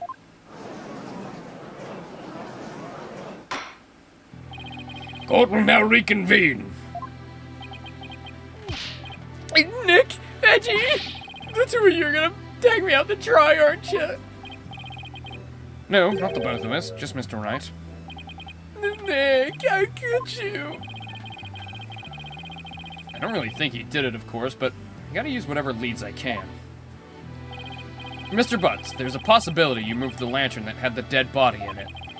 So, if you want to clear yourself of any suspicion, all you have to do is testify. Now then, your testimony, please, witness. Didn't know they had accused Drip Masters of murder. I mean, I am surprised he has a full-on suit of his character of an unreleased book, you know? Oh, I know, it is released. He's just, you know, it's probably not popular. Nick is a jerk face. Nick, you big fat stinking jerk! How can you doubt your best bud? We've known each other since elementary school. Larry, you haven't stopped by the office in like 4 years, and then you come by and with a criminal. Like, I just got past the Defense Culpability Act, and now you're pulling this shit? Like... Well, get this, pal. Our friendship's over.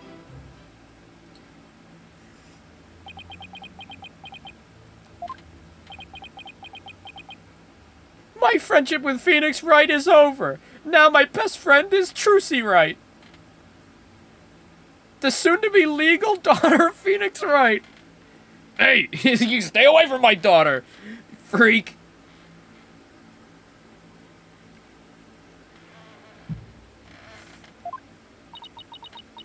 And Pearlie, too, for that matter.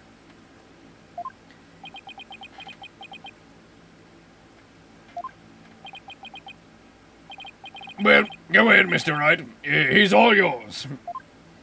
Why, me? You're the one who called him up to the stand, so he's your responsibility. Thanks, old chum. Can't any of you show a little respect? Even just a shred? Maybe if you weren't such a big bitch, we would. You may cross-examine the witness, Mr. Wright. Or should I say, you may cross-examine the bitch. Stop calling me a bitch. It's not true. It's not true.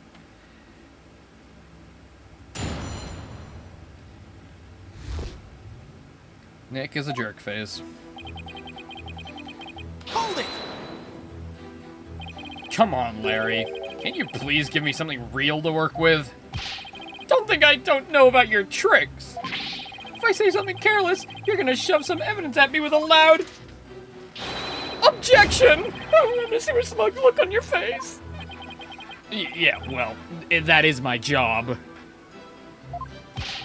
Then if I get found guilty, how are you gonna take responsibility for what you've done? Why should I take responsibility for just doing my job?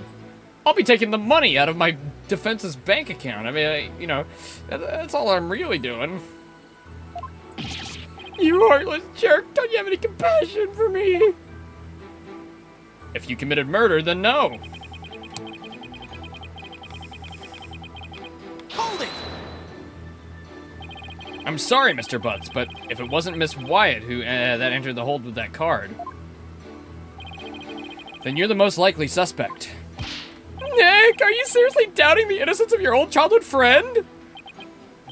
Well, technically, yes. But it isn't personal, I assure you. Oh, a true fan would believe in me no matter what. Can't you see my tears? Don't they mean anything to you? Nick! You don't really think you can cry your way out of this, do you? Okay, fine! In that case...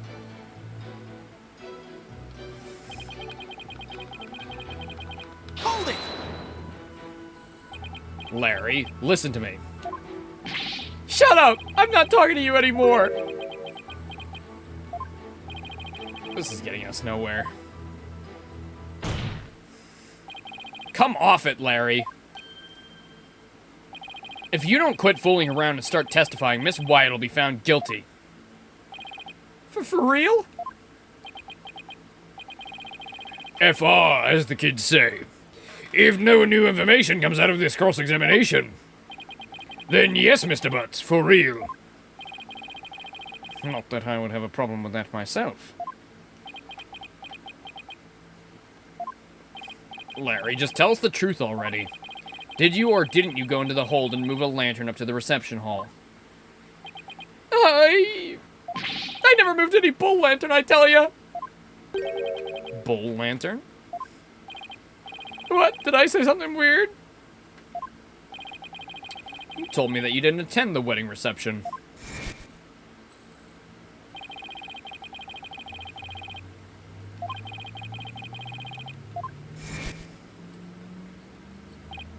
Yeah, so what?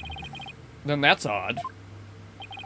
No one in this courtroom ever mentioned the sex of the lantern that was moved. So how could you know that it was a bull lantern? You didn't have to actually go to the reception to know that.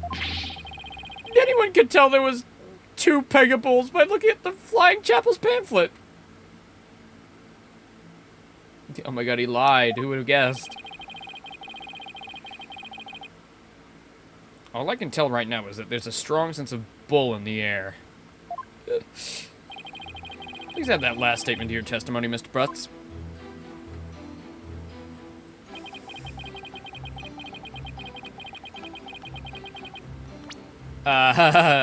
Yeah, 2 Pegabulls. Yep. Objection! I want you to take a look at this, Mr. Butts. Because unfortunately for you, the pamphlet clearly shows a Pega cow and a Pega bull in their example diagram of the reception hall. But on that day, instead of putting a Pega cow and Pega bull out for the bride and groom, there were 2 male Pegabulls on display. Yet somehow you knew there were 2 Pegabulls in the reception hall that day. There's only one way you'd know something like that, Larry. It was you who moved the Pegable to the reception hall, wasn't it? No. Larry, you didn't. Mr. Butts, did you move the lantern containing the victim's body? That's what it looks like. What?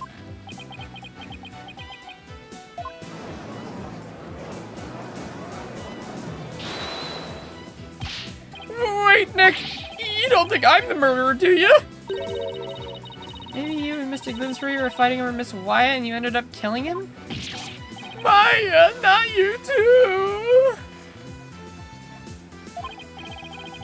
Look, I did sneak into the reception, but that's as far as I went.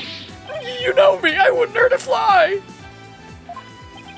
You snuck into the reception? Yeah, sure, but some of the Sprocket men caught me and locked me up in one of the cabins. It was pretty awful, actually. That's when I made that drawing of the pterodactyl I showed you, Nick. Ixnay on the Aerodactyl, Pate, Larry. That's right, not even you would take this farce that far, would you? We are talking about Larry. What do I do? Do I accuse Larry of being the true culprit? No, you're right, Mr. Edgeworth. Mr. Butts didn't have a reason to kill Mr. Gloomsbury. He might have had an imaginary reason to kill Soren Sprocket, sure, but not Mr. Gloomsbury. After all, he did steal Mr. Sprocket's bride and try to elope with her. Just because I tried to steal someone's bride doesn't make me a murderer. I believe you, Larry, and I don't think you killed anybody either. You would never do anything like that. Nick, old buddy, old pal, I knew you'd come through for me. Funny that, considering your sworn testimony just now that we were through. Mr. Butts, it's time you told the court the whole truth. Understand?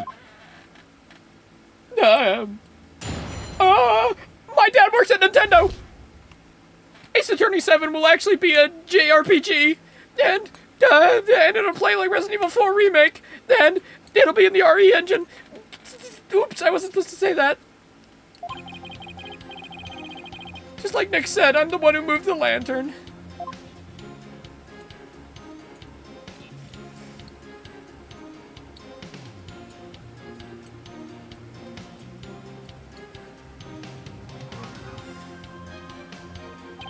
I was poking around the reception hall before the main event and saw the lantern was broken.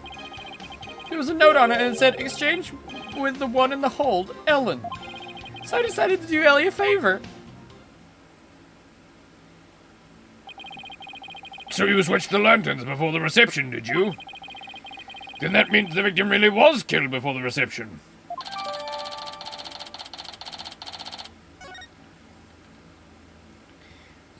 Well, shit. It would appear that Mr. Potts completely fell for the defendant's scheme. Scheme? What scheme? Can't the police do, like, fingerprints or something? No. Gloves, quote unquote. No, I don't know. We might get fingerprint evidence later. I don't think we have any right now.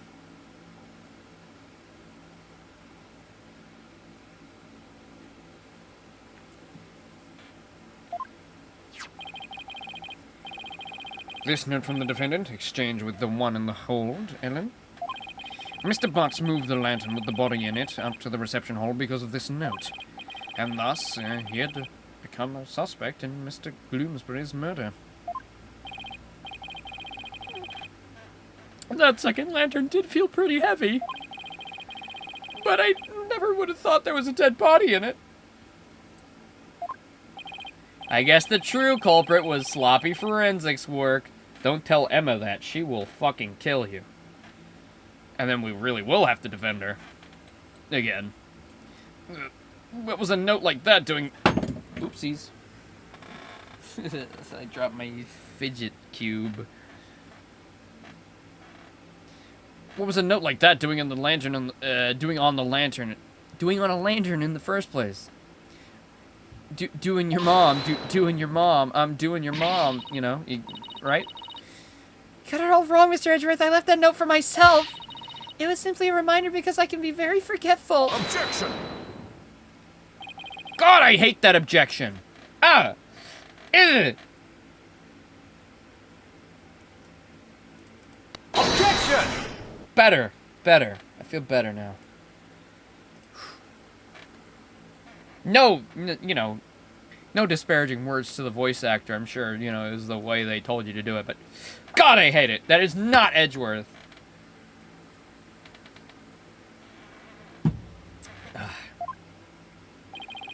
The prosecution contends that this note shows one facet of the defendant's murderous plan. And you, Mr. Butts, you played right into Miss Wyatt's hands. No way, Edgy. I don't believe it. Objection! Do you still really believe Miss Wyatt to be the culprit, Mr. Edgeworth? Of course, my stance on the matter remains unchanged. Where's his prosecutor's badge, by the way? He's not wearing it. You think I'm wrong, then prove it with your cross-examination. Gladly. Very well, Mr. Wright, you may cross-examine the witness. Does he not get a badge because he's the chief prosecutor now? He never wears it? Oh, that's right. That's right, he keeps him in his pocket, doesn't he? Because he's, I don't know, he's a little fucking bitch. Yeah, he should wear it. Little fucker. He should have a big fancy badge that says chief prosecutor. He should have a big fucking sash. I don't know. He should have a crown.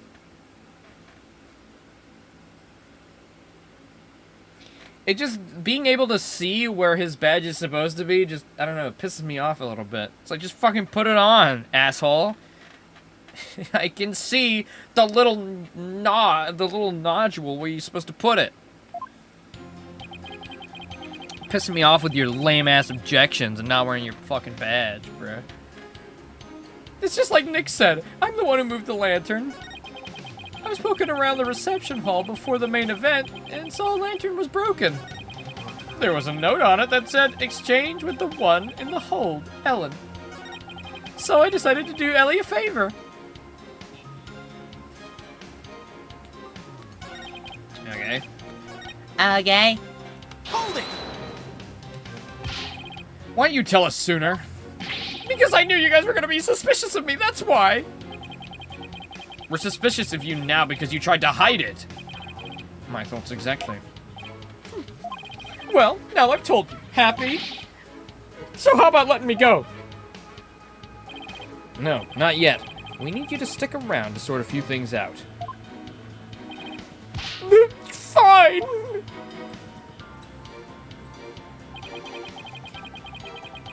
I was poking around the reception hall before the main event and saw a lantern was broken. Alright. Hold it! The lantern you swapped out was a female Pegamoo, a Pegacow, right? Yeah, I guess.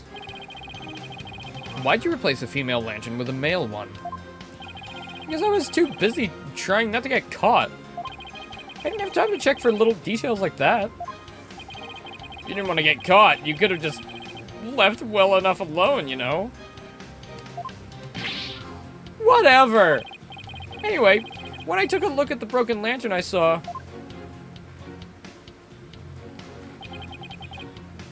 Hold it! That note wasn't addressed to you, was it?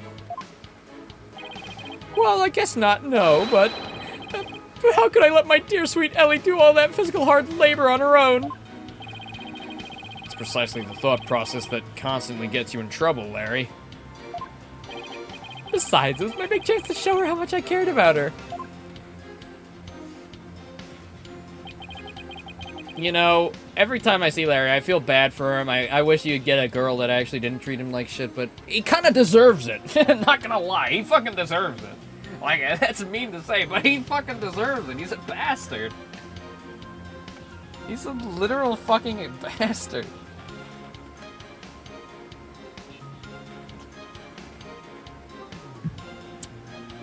So I decided to do Ellie a favor. Hold it! Nobody saw you the whole time while you were switching the lanterns? Nope, I didn't get caught. Not that time, anyway. Not that time? Yeah, when I tried to sneak into the reception hall the first time. Oh, shit. Oh, look how good that looks. That's so well drawn. I like the 3D, but I kind of wish we had the 2D, not gonna lie. Free bro, he looks so fun. He looks so goofy. Larry looks very much like a Persona character. I don't know, he just gives off Persona vibes. A very big Junpei energy here. Ace Detective Stupe. Ace Defective, sorry. Ace Defective Larry. I didn't have much luck. Those Sprocket guys spotted me and nabbed me. All my words are failing me right now. Pretty exciting, don't you think? Larry, you need help. Professional help. From maybe several therapists. At least 4. When they locked me up in one of those cabins. Nick, what are you asking about stuff like this for anyway?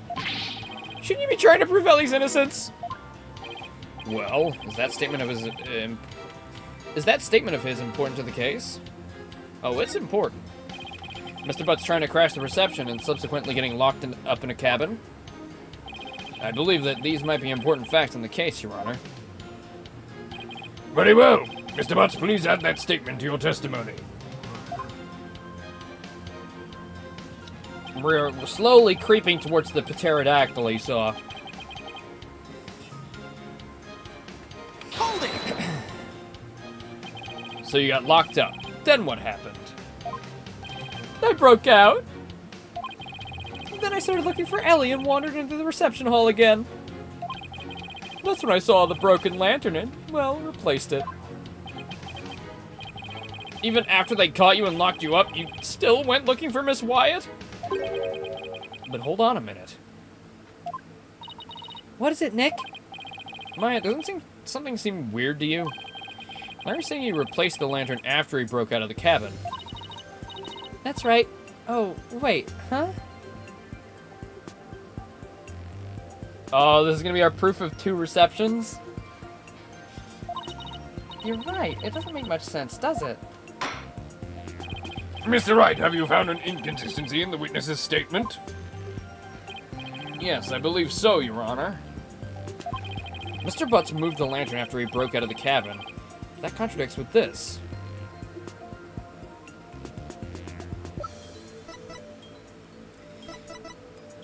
Take that!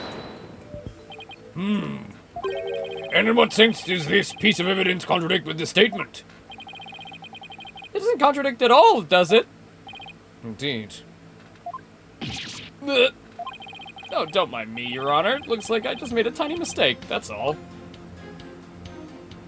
But the pegable in the back? Hold it! I don't even get punished for that one? Okay.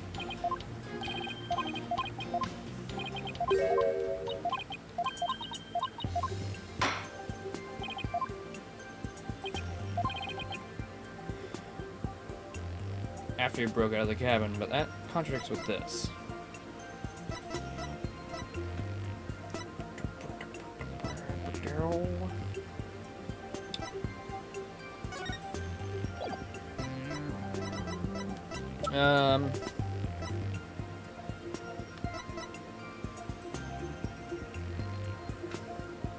Is the photo of the... No. How would it not be that? You can see the pegable on the left, which it's not supposed to be on the left. That is after he moved it.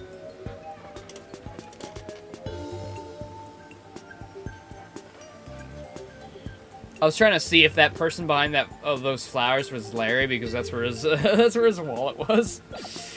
I was looking close, like, is that him? Is that him back there? He's supposed to move the lantern after he broke out of the cabin, but that contradicts with this.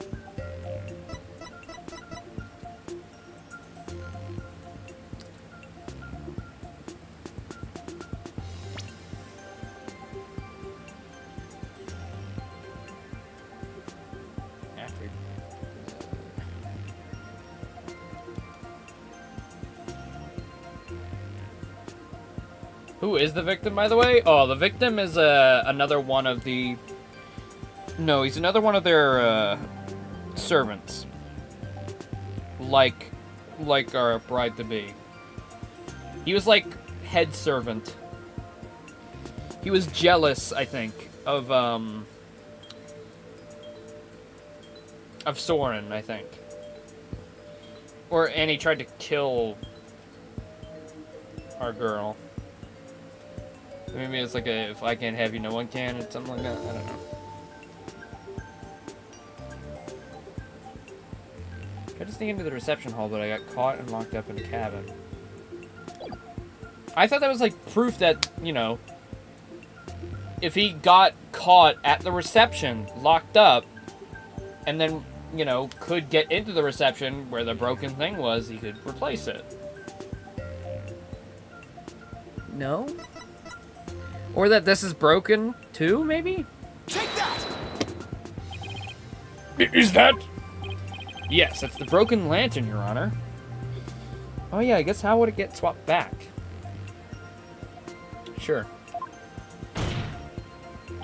Mr. Butts, what you're saying doesn't make any sense at all. What? Why not? You swapped the lanterns before the reception began, right? Yeah, that's what I said, isn't it?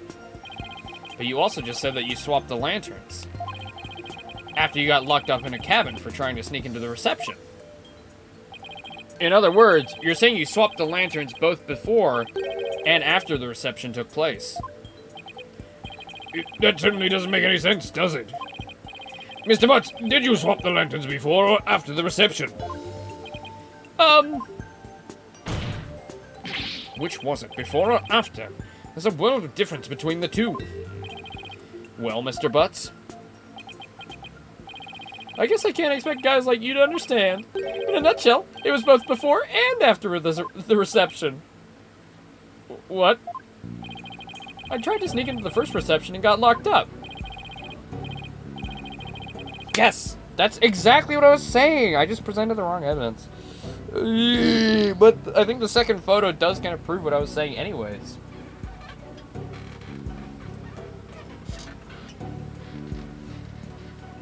For this exact reason. Oh, hold on.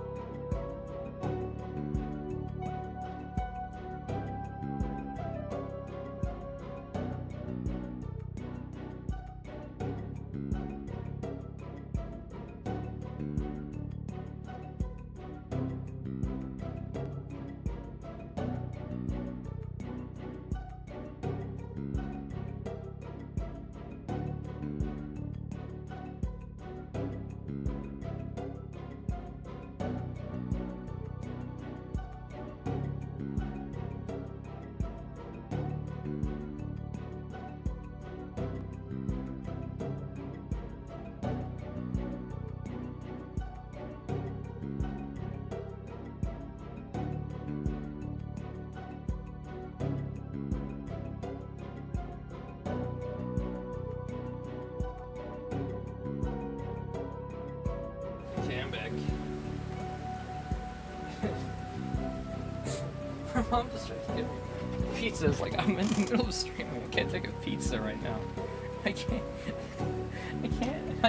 take a pizza right now. I'm fucking streaming.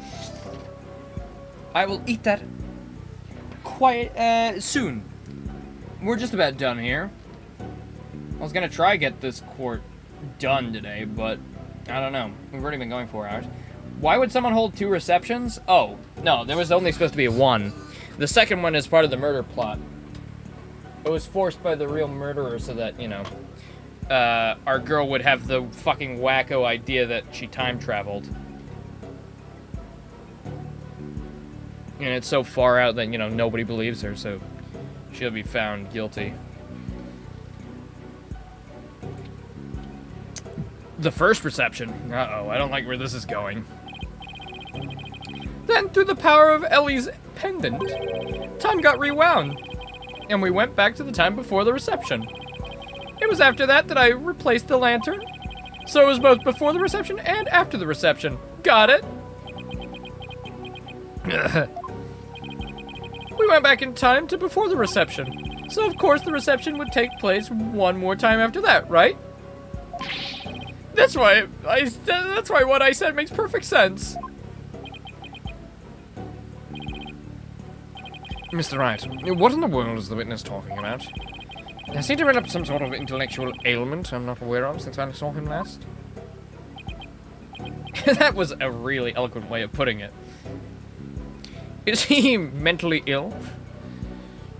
None of the sprockets seem to remember the time skip, but I do. And Ellie remembers too.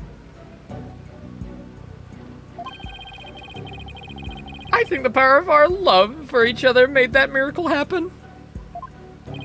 Mr. Wright, I'm sorry, but could you please translate this man's gibberish so the rest of us can understand? Don't know, I have to be the one to explain the whole time travel thing. Go on, Nick. I know you can do it. It looks like you don't have much of a choice, Nick. To hell with it. I can't lose any more of my dignity today anyway.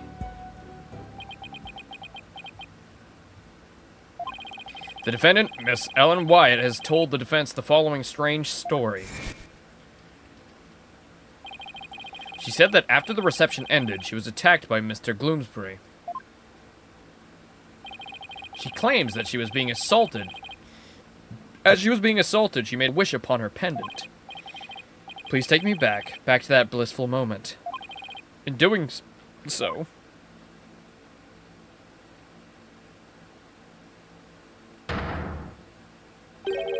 Time apparently rewound itself to just before the reception began.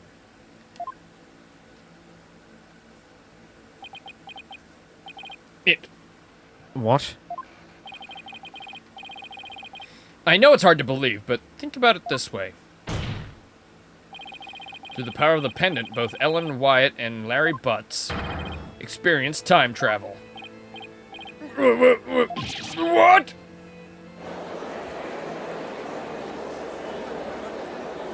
Oh my god, she's so tall now! Objection! What absolute rubbish! I mean, come on. Objection! Better. Mr. Wright, I've heard my fair share of your nonsense over the years, but this takes the cake. Have you thoroughly lost your mind? Objection! But this is simply the conclusion I came to. Using that logic ability you love so much. Wow, they even mentioned it. They even mentioned the logic ability. Oh, boy! What? The truth of the matter is, the future president of Sprocket Aviation, Soren Sprocket...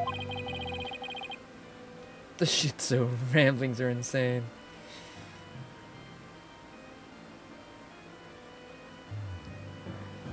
The Schizo. Schizo. Did I say Shitsu? Shitsu. The Shih Tzu ramblings are insane, bro. I love dog. Has been researching time machines. So, what if a time machine had already been successfully created? And what if that's one of Sprocket Aviation's top secret inventions? The time machine? Yeah, I even saw something while we were time traveling. I saw a pterodactyl flying through the sky. Maybe the airship was set to travel through time for their honeymoon trip? What? A pterodactyl? Objection! You can't possibly have any evidence to back up your ridiculous time travel story. Well,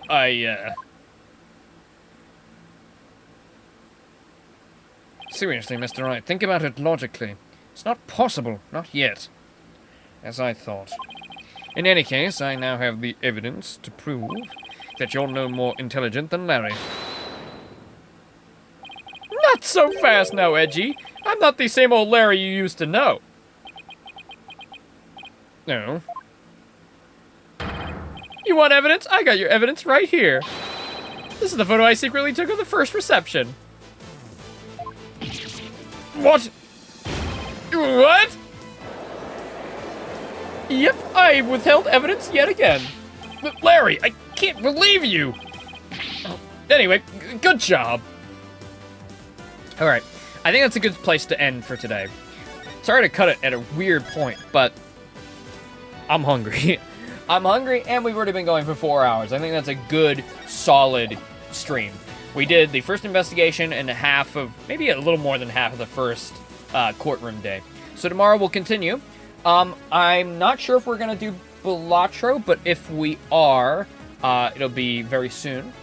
If not, we'll definitely do some tomorrow. I did sleep in today. Unfortunate, I know. But tomorrow, I promise, I'm going to set an alarm even so that I can get up early so that we can do Balatro and Ace Attorney like we were supposed to today. But again, if I have the energy, we'll do some Balatro later as a little bit of a late night tease. But if not, there you go. That was part of the last Phoenix Wright case so far. We will be back tomorrow. Thank you everybody for joining. Yeah. I'll see you later. By the way, you guys should go look how many VODs we have of Ace Attorney. It's crazy. We have so many. It's over like 300 to 400 hours. Let me check real quick here. Let me go to playlists. There's 73. This is 74. What series is after Ace Attorney? Bro, I don't even fucking know. I don't even fucking know. I don't know if there's another big series that we can even do right now. I don't have a big series, like, ready to go. Unless PlayStation wants to release all the Ratchet & Clank games right now. Ooh, I mean, could you imagine? I hope they do. God, if that's the next series, I'm gonna be a happy boy. Come on. Come on, Sony. This month? Do the Ratchet Quadrilogy? Have to gamble for the foreseeable future. That's true, that's true. Alright, everybody, thank you for coming. We do still have 2 more Ace Attorney games, by the way. It's just the last Phoenix Wright game. We still have Great Ace Attorney 1 and 2. So, there's still at least like 80 hours left. So, thank you for joining them. I'll see you guys later. Bye-bye. Have a great night, everyone. Sleep tight. I'll see you tomorrow. Bye-bye.